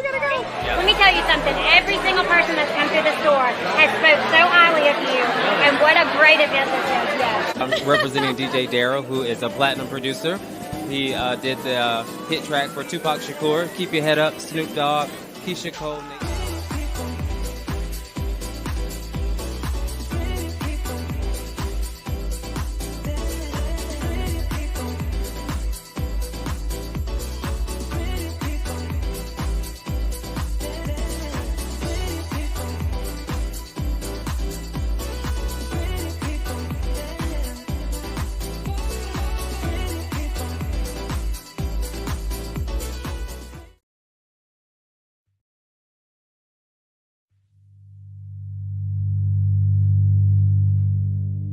So what we have to do is when we get in a spot, we need to create some spots for us. That's the main thing. We need to be able to be in a position where we're able to create those spots for us. For me, being an entrepreneur, I'm not just going to get a business and then leave you sitting high and dry. If you ask me some questions about entrepreneurship, I'm going to give you as much as I received. I've seen people who made it, and then when you ask them, it's like, okay, now you have to pay me for the information, the same information I got for free. We probably in totally different cities. There's no way that we're going to bump heads or anything. We're not competing.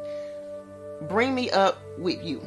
And so I just think that whatever education that I have, then I need to be able to give that to my own as well. So create the spots.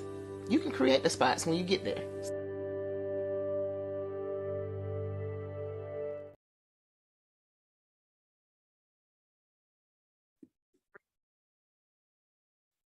Hello, I'm Dr. Madeline Ann Lewis, President and CEO of the Executive Women's Success Institute. And my genius is helping women accelerate the path to success. You know, I was blessed to have strong women in my life who encouraged, motivated, and pushed me to do my best and to never even think about giving up on my dreams. So I say to women, we must show up to rise up. We have talents and potential, but who will see them if we don't speak up and get noticed? I know that women are a tremendous resource on this planet, and there is nothing more fulfilling than helping a woman tap into her full potential. I do this because I want to be a part of helping as many women as I can to show up, to rise up. I do this because genius is common.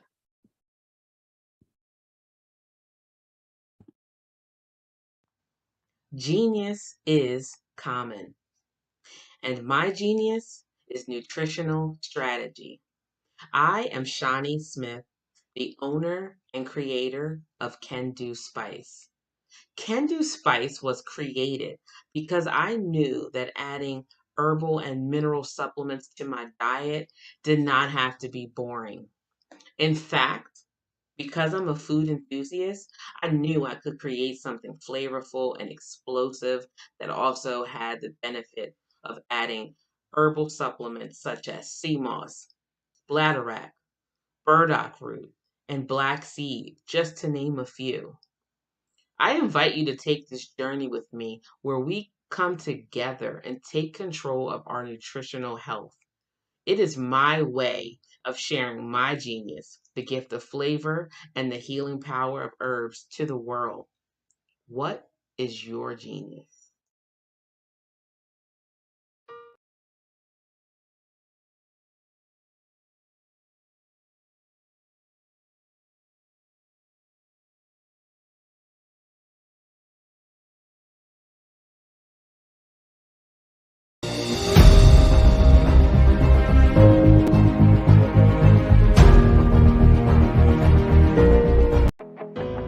I am Black business. From the moment I wake until the time I sleep, I am Black business. I am Black business. Are you Black business? I am Black business. Do you support Black businesses? I support Black business because I am Black business. Black Business Expo, one of the largest business showcases in the history of Black business in the world.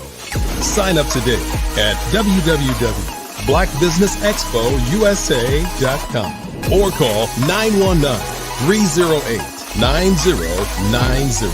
I am Black business.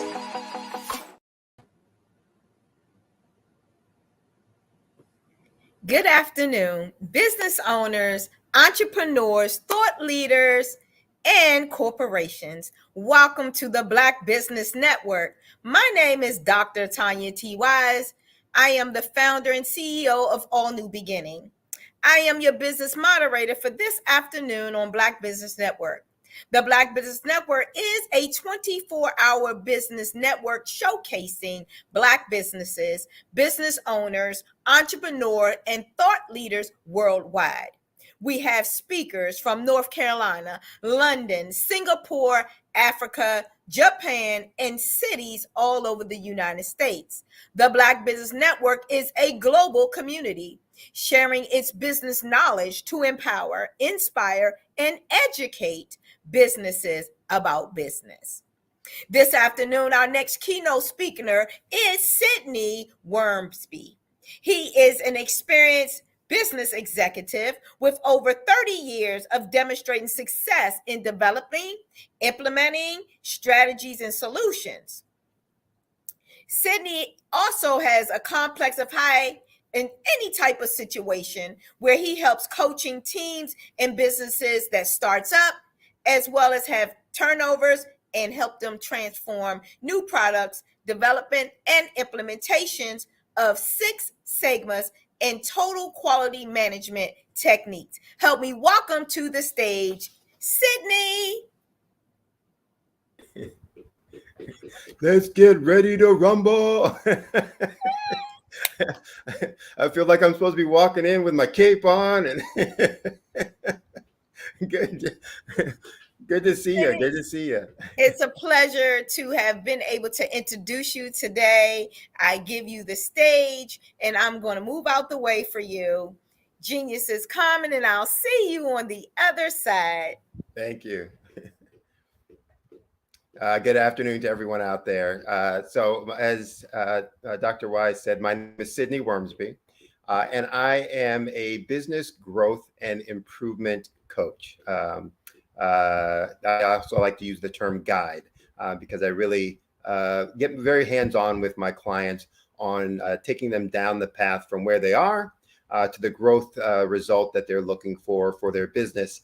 And in working with them, often I identify that there's a lot of leadership things that we need to work with and work on, in addition to some of the business strategy and business, mechanics, kinds of things that need to be done to grow the business. And, so in talking today, I came here to talk about one thing, but something kind of laid heavy on my heart about talking about growth from a people excellence and a business excellence perspective. So how do we get excellence? What drives excellence? And it came from a conversation I was having earlier today with one of the other speakers that actually was on the program today, that earlier this morning. So what I'm going to talk about again is how do we develop success for our business and success for ourselves. But before I get into that, I'll give you a little bit of background about me in terms of my experience, where I worked before, and what gives me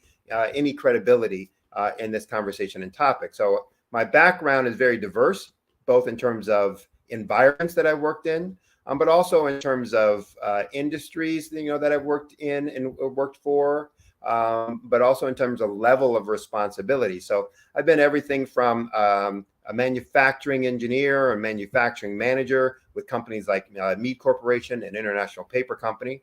I've been a regional business manager for companies like Pepsi and their Taco Bell division.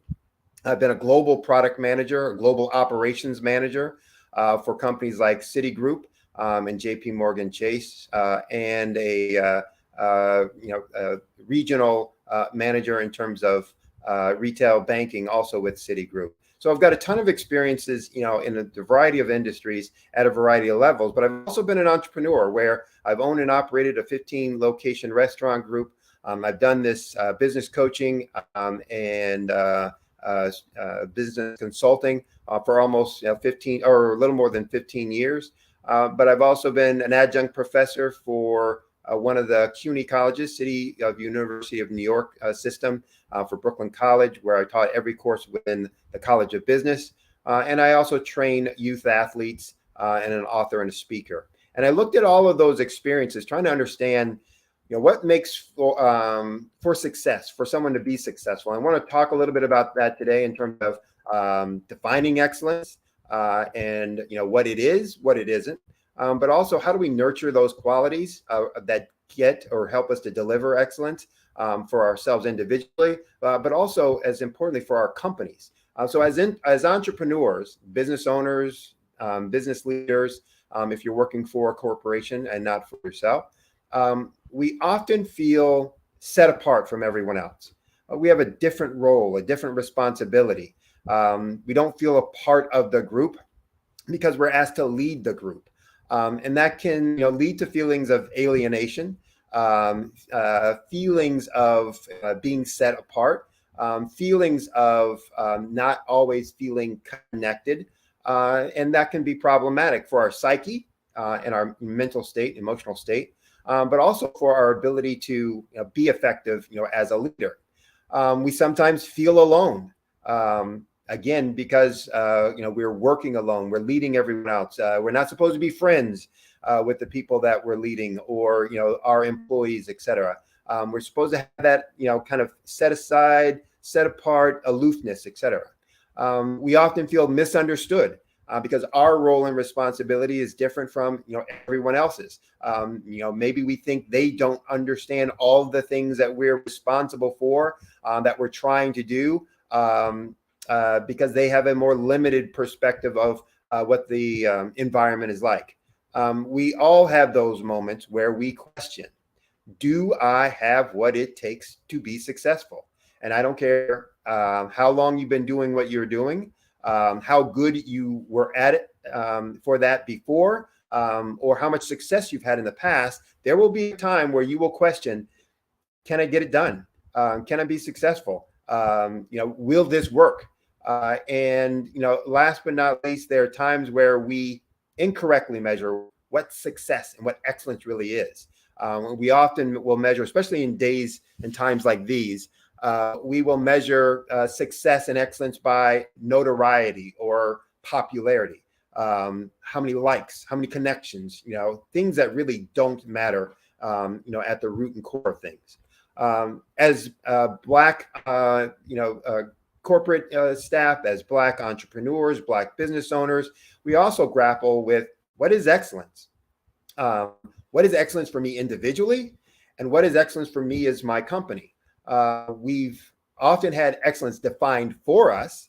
Often it's been defined for us as being the first Black person to fill in the blank. Martin Luther King was the first Black person to win the Nobel Peace Prize. Shirley Chisholm was the first Black person to run for president. Barack Obama was the first person, a Black person, to be elected, president. So we often are defined in our excellence is defined as, oh, we were the first Black person to do this thing. Sometimes Black excellence can be defined by those of greatness whose Blackness was hidden from us through those who wrote history. So there were lots of great Black folks, within history that we didn't know about, or that we didn't know about their successes. Beethoven was, someone in history that we've always heard about. Didn't always know that he was, Black or had Black, roots. There was a Black queen long before Meghan Markle. There was a Black queen of England that most of us have never heard of, didn't know about, because it wasn't prominent in history. And so sometimes, excellence is written out of history, ignored by history. And sometimes we get defined by, thinking that, we can't be that, or we're not that, because we haven't seen it, didn't know about it, from before. But I'm here to talk about, Black excellence from being the best at something regardless, meaning you're the first, period, not the first Black person to do something, but you're the first to do a thing. And excellence from being how well you master, what it is that you're committed to, dedicated to, etc. So that's going to be, the first thing that I want to make sure that we focus on, what excellence is, and then we can start talking about how do we get that? How do we make sure that we're successful? Now, there's been a lot of Black folks within business history who are pioneers, who accomplished things that we couldn't imagine, who changed the world, literally changed the world, that we've never heard their name, and never heard their name for many reasons. Again, some of which I just talked about before, because they were written out of history. Their inventions were stolen, or credit was given to someone else. But as I looked at some of those folks and studied some of those folks and looked at things that were common across categories, Black people who were successful in sports, in entertainment, in business, in the arts, etc. I started identifying some very key things that they all possessed. And we often in school talk about, A's being as a measure for success, and that reflect whether we've been successful. I talk about the keys to success being the 3 D's, not A's, 3 D's. And those D's being dedication, discipline, and determination.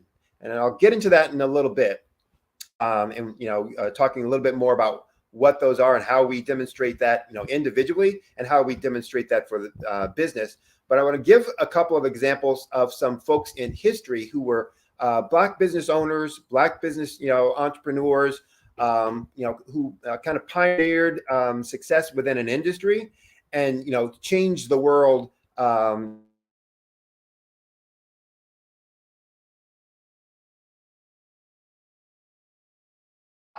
What they did. And we're going to go back into some time, 1800s, early 1800s. There was a gentleman who was from Guyana, Jan Metzger, who was the person. He was a black person, obviously from Guyana, that moved to the U.S. And couldn't find work, even though back home his dad had, large farming operations and shipping magnate and some other things. But in the U.S., as a black person back in the mid 1800s, you couldn't really get good jobs, couldn't get high pay, even if you were a free person, as he was. But he started working as a cobbler, and after seeing the process, identified a way to make shoes in a much smaller time frame than what had been done before. So he increased the productivity of shoemaking up to from 50 shoes per day up to 700 shoes per day, inventing a new manufacturing or assembly process for shoe manufacturing. Prior to that, shoes were something that only rich people could have, because they were so expensive, because they were so labor intensive. With his invention, shoes became something that the everyday commoner could wear. And we couldn't imagine today not wearing shoes by requirement. We may choose not to wear shoes on a given day, go to the beach, take our shoes off, go walking in the grass, take our shoes off. But we couldn't imagine not having the ability to be able to wear them, because they were just too expensive for us. Well, this gentleman, based on his excellence and commitment to what he was doing, even though he was relegated to working simply as a cobbler, he didn't look at it that way. He said, I have a job. I'm making these items. I identified a way that this can be done better. And he went about implementing and perfecting that process and changed the world in those kind of ways. One of the inventors of the internet was based on a black man from Nigeria who was actually a refugee, had to drop out of school a couple of different times. First, when there was war and civil strife in Nigeria, he had to drop out of school. His parents then moved to England. He was living in a refugee camp, had to drop out of school a second time. Finally ended up getting an opportunity to go to school in England to work on his degree, and then later came to the U.S. working on his master's. In working on his master's in math, he was asked to, or not asked, he decided he was going to join this competition for this scholarship money. And it was about programming a supercomputer, which he didn't have and didn't have money to access that, and started looking for unique ways, creative, resourceful ways to be able to do that. What he did was bought some time at a supercomputer that wasn't being used and was out in California, linked a bunch of microprocessors together in series to create his own supercomputer to do the calculations that he needed to do.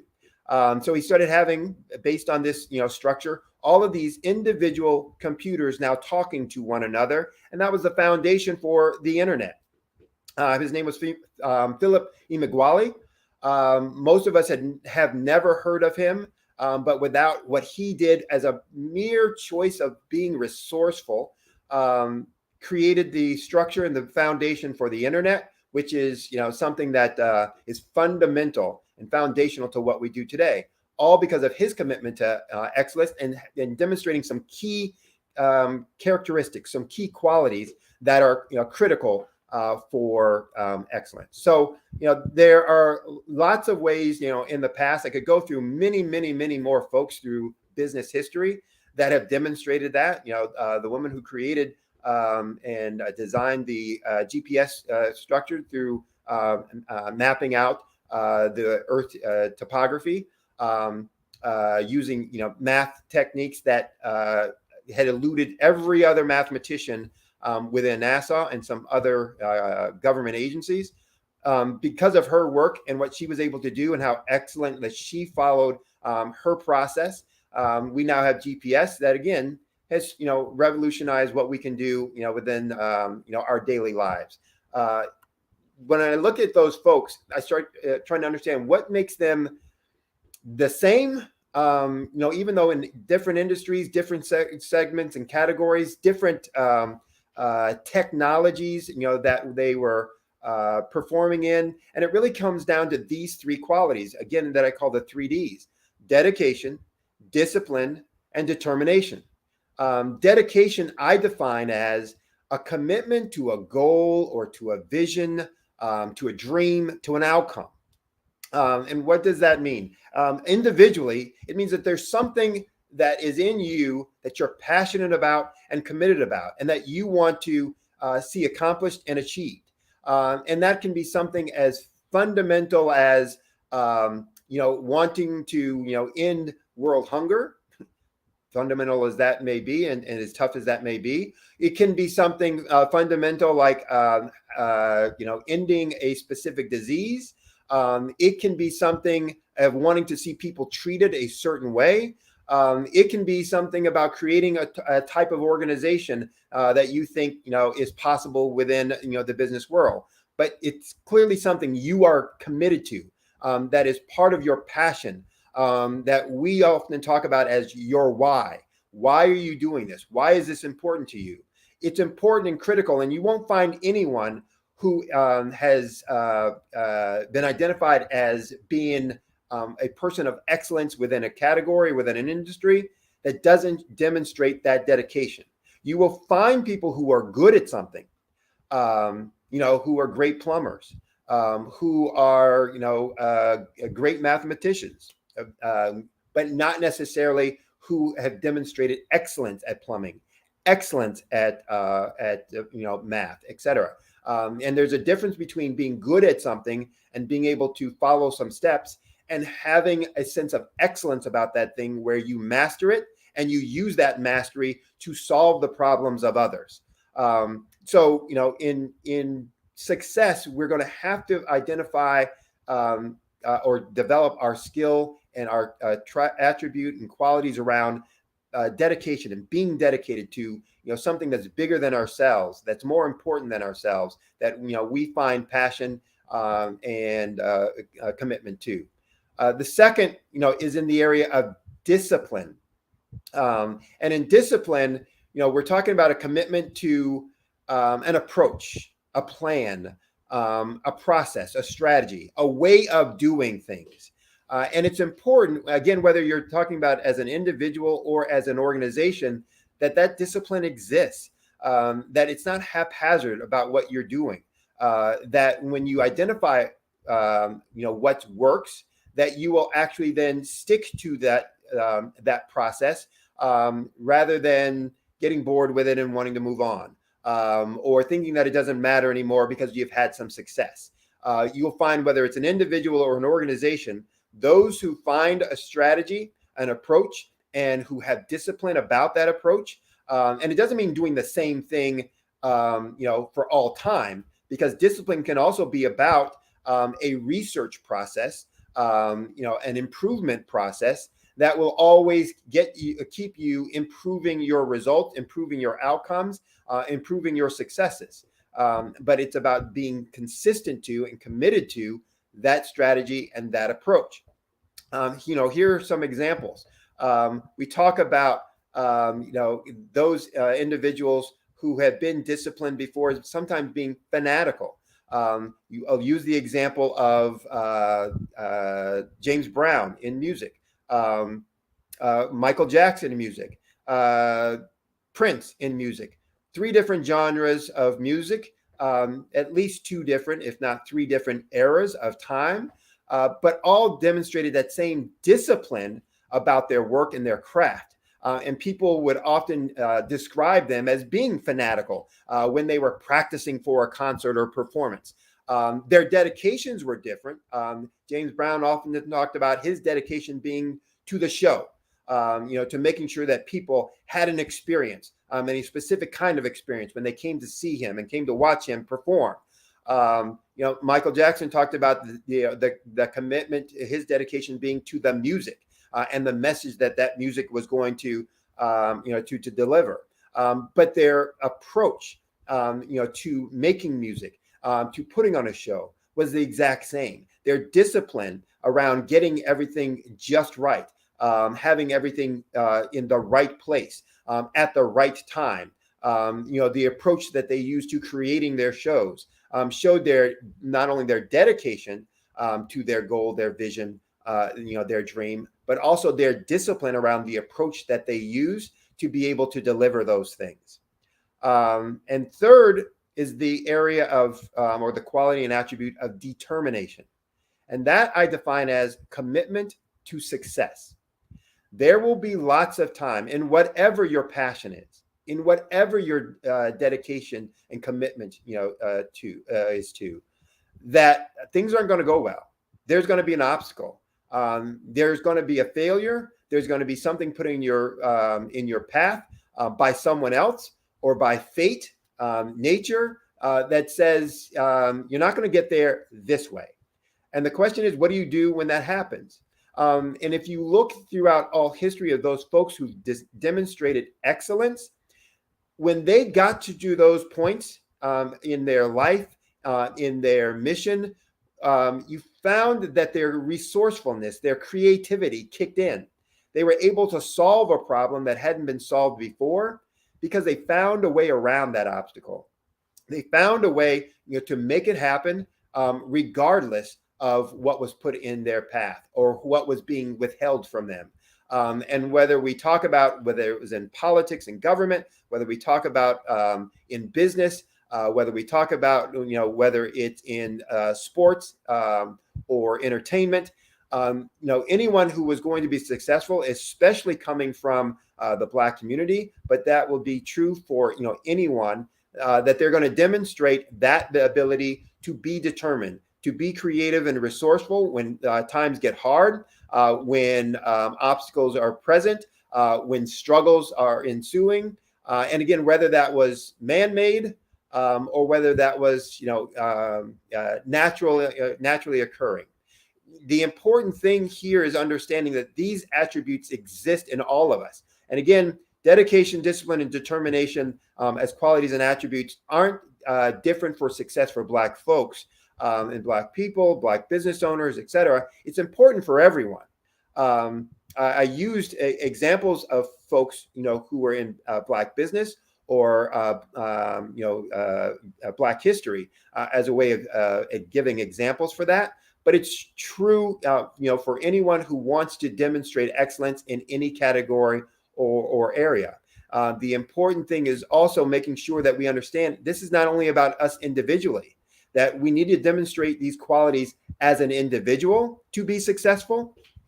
But we also, when we're running companies, need to have these attributes crafted within our organizations. So when we talk about dedication, commitment to a goal, vision, or dream, some outcome, for our organizations, we talk about our mission statement, our vision statements. What is it that we're looking to do? What impact are we looking to have on the world? And therefore, what is our company going to be about and focused on? We need to stay committed to that, meaning not deviate from that. Otherwise, we start getting off track. We start getting our people and our staff confused. From a discipline approach, our strategy, what are we going to be doing to get success for that our organization, our company? We need to be demonstrating that as well for our organization and implementing and perfecting and nurturing that for our organization as well as we are for ourselves individually. And determination, no different for an organization than it is for a company. How are you training and developing your staff and your teams? What structures are you putting in process or in place so that when obstacles occur for the business, that people have the skills to be able to, as a group, work through that, to create more resourceful solutions that get around a problem or take the resources at hand to be used in a different way, to be repurposed for the problem at hand for today, to be looking forward into the future and to be able to look at how do we transition our organization from where we are today to moving forward. So we all have these qualities and traits. It's not innate only to certain people. That some are born with it and others are not. They are in all of us. The question becomes, how do we nurture those to develop them so that they're more prominent, that we are stronger in our abilities to make use of those. As individuals, we can do that in a couple of different ways. As kids, we were always told by our parents that you are the company that you keep. And not to hang out with certain folks because we'll become more like them. Well, that's good. That's true with bad habits, but that's also true with good habits. That when we folks that are very dedicated, very disciplined, very determined, that when we put ourselves in those environments where they are, we'll learn the habits that they have. We'll learn how to stay more committed to those qualities and attributes. But we'll also be around people who will challenge us at times when we start to fall a little bit short on that, when we stray away from our commitment to whatever our goal or our vision was. When we lack a little discipline, they'll call us on that. And they'll remind us, this is what you said that you were focused on and what you need to do. They will call us on when we are not being as determined as we need to be. When we start to whine about the struggles that we have, or when we talk about wanting to give up, those will be the folks that will then lift us back up, show us that we are capable, that we did it before and that we can do it again, and maybe point a direction, or just mentor us through it, or maybe just be that solid positive voice that gives us the spirit to keep going and to move on. So networking is a great way to do that. To put yourself in a position where you're around people with these qualities and attributes, especially as a business owner. And a CEO or founder. You can find lots of networking groups, for CEOs, for presidents, for small business owners, mid-sized business owners, etc., who will deal with these kinds of situations and can provide that kind of insight. Advisory groups, business advisory groups are a great place to be able to do that, to where you can nurture those kinds of qualities and attributes, to bring them more to the front, for you as an individual, and who can help you identify those things within an organization. The Chamber of Commerce is another example of a place where you can network for those who have, Chamber of Commerce chapters within your communities. But it's also one of those things where you can, simply just look for role models of that. Look to people in your community and how they're doing things, who's being spoken about, in ways that demonstrate these kinds of attributes that you can then call on to be able to say, "Hi, I've got this issue, or I'm struggling with this.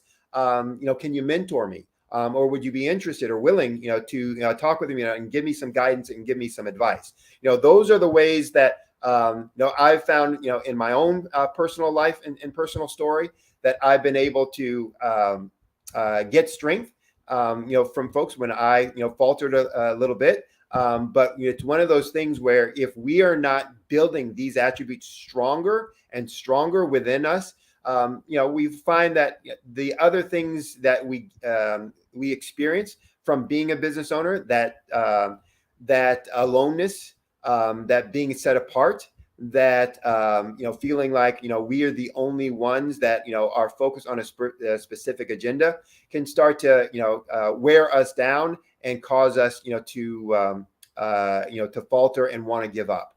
So I know I'm running out of time. I wanted to kind of highlight these things in terms of where you can go to be able to develop these attributes, but remembering that it's really the three. And we can break those three down to lots of other skills, lots of other qualities. I'm not here to say that there aren't other things about technical knowledge, etc., but it's really about those are core for us being successful, and we need to demonstrate those and develop those and nurture those so that we have them for ourselves and that we have them for our business. So thank you for listening. looking forward, to contacting with folks. If you are interested in hearing more about this or in terms of what I do, feel free to go to my website, solutionswithresult.com. Again, that's www.solutionswithresult.com. You can get my contact information there, my phone number, my email address. You can send me a inquiry. I will respond to you within 48 hours. To any question you have specifically about your business, or if you just want to talk more about developing these keys to success or growing your business as a whole. So thank you for your attention today. Thank you so much, Sydney. You gave a host of wonderful information that every entrepreneur and business owner needs. We thank you so much. Genius is common, and I'll see you on the other side. Thank you.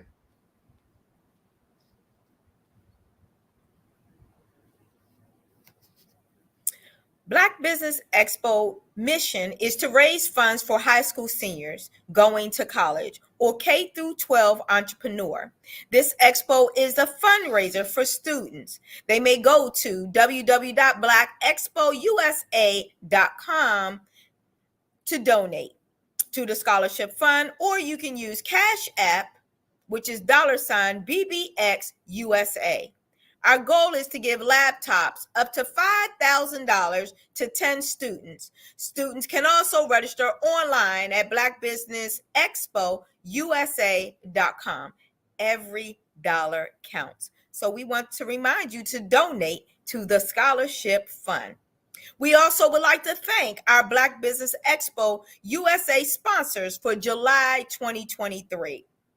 NC 1000, Moody Capital Partners, Suede Souls, Lotus Rocher Coaching and Training, Carolina, Virginia Minority Suppliers Development Council, Step Management, BHS and Associates, Margie McLean Foundation, Inc., Genius is Common, Earth Essentials, Melaine Chennai Global, Executive Women Success Institute, the Quality Coaching Company, Super Women Business Service, Creative Force Studios, Lee Entertainment, Artistry App Design, All New Beginnings LLC, and Black Business Expo USA. Genius is common, and I'll see you on the other side.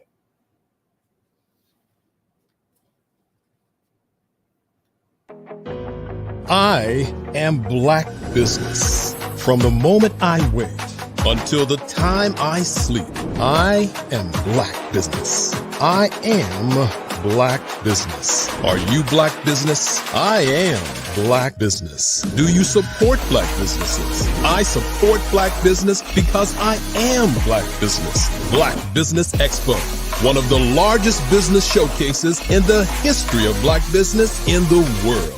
Sign up today at www.blackbusinessexpousa.com or call 919-308-9090. I am Black business. I'm Kennedy Harris.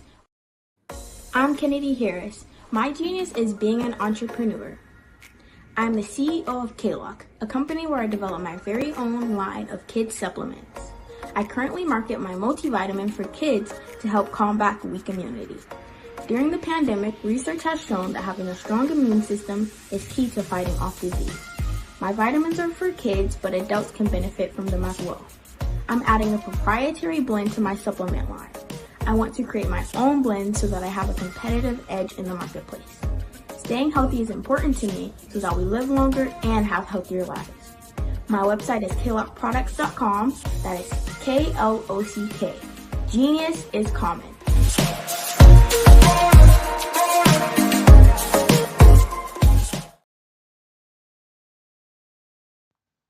Genius is common.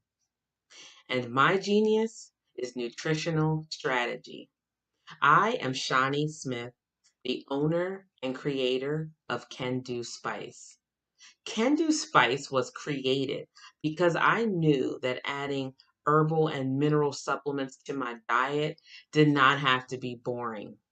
In fact, because I'm a food enthusiast, I knew I could create something flavorful and explosive that also had the benefit of adding herbal supplements such as sea moss, bladderwrack, burdock root, and black seed, just to name a few. I invite you to take this journey with me where we come together and take control of our nutritional health. It is my way of sharing my genius, the gift of flavor and the healing power of herbs to the world. What is your genius?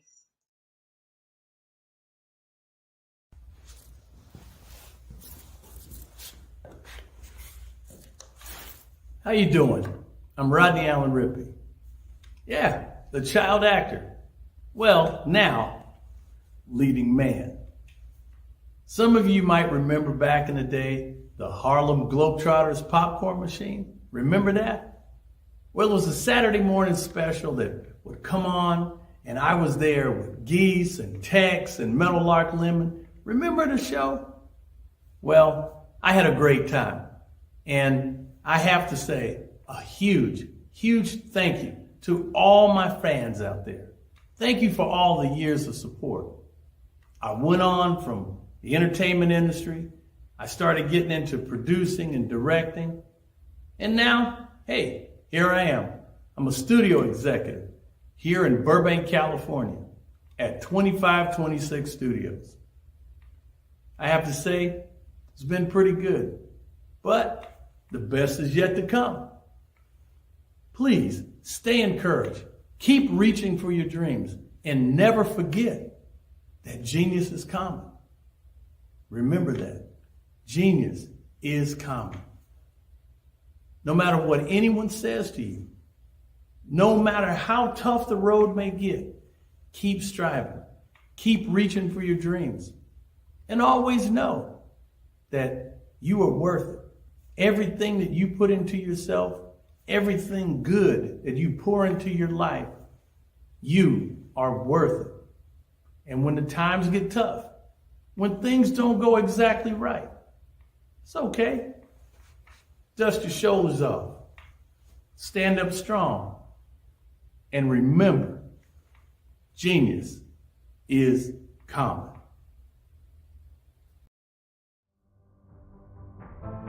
A big man, a big heart. Let's go. Jackson Crisp is a tech startup founder, business consultant, and captivating public speaker, reaching the professional level as a former NFL offensive tackle. Jackson always brings it. With a degree in engineering from the prestigious Colorado School of Mines and over 2 decades of project management experience, Jackson has honed his skills in training high-performing teams and leaders. The recipient of several patents and trademarks, Jackson is also a subject matter expert, regularly presenting on topics related to projects, processes, and systems. As a paid speaker, Jackson has a unique ability to connect with audiences of all backgrounds. His captivating storytelling and genuine approach inspire and educate, leaving audiences motivated and ready to act towards achieving their goals. Through customized strategy and implementation sessions, Jackson works closely with clients to meet their business objectives. His deep understanding of the human condition, combined with his passion for helping others, make him a highly sought-after coach and mentor. Jackson's impact extends beyond the business world. As Vice President for the NFL Alumni, Las Vegas chapter, and an advisor for Unsilenced Voices, he is dedicated to making a positive change in the world. With Jackson Crisp, unleash your potential.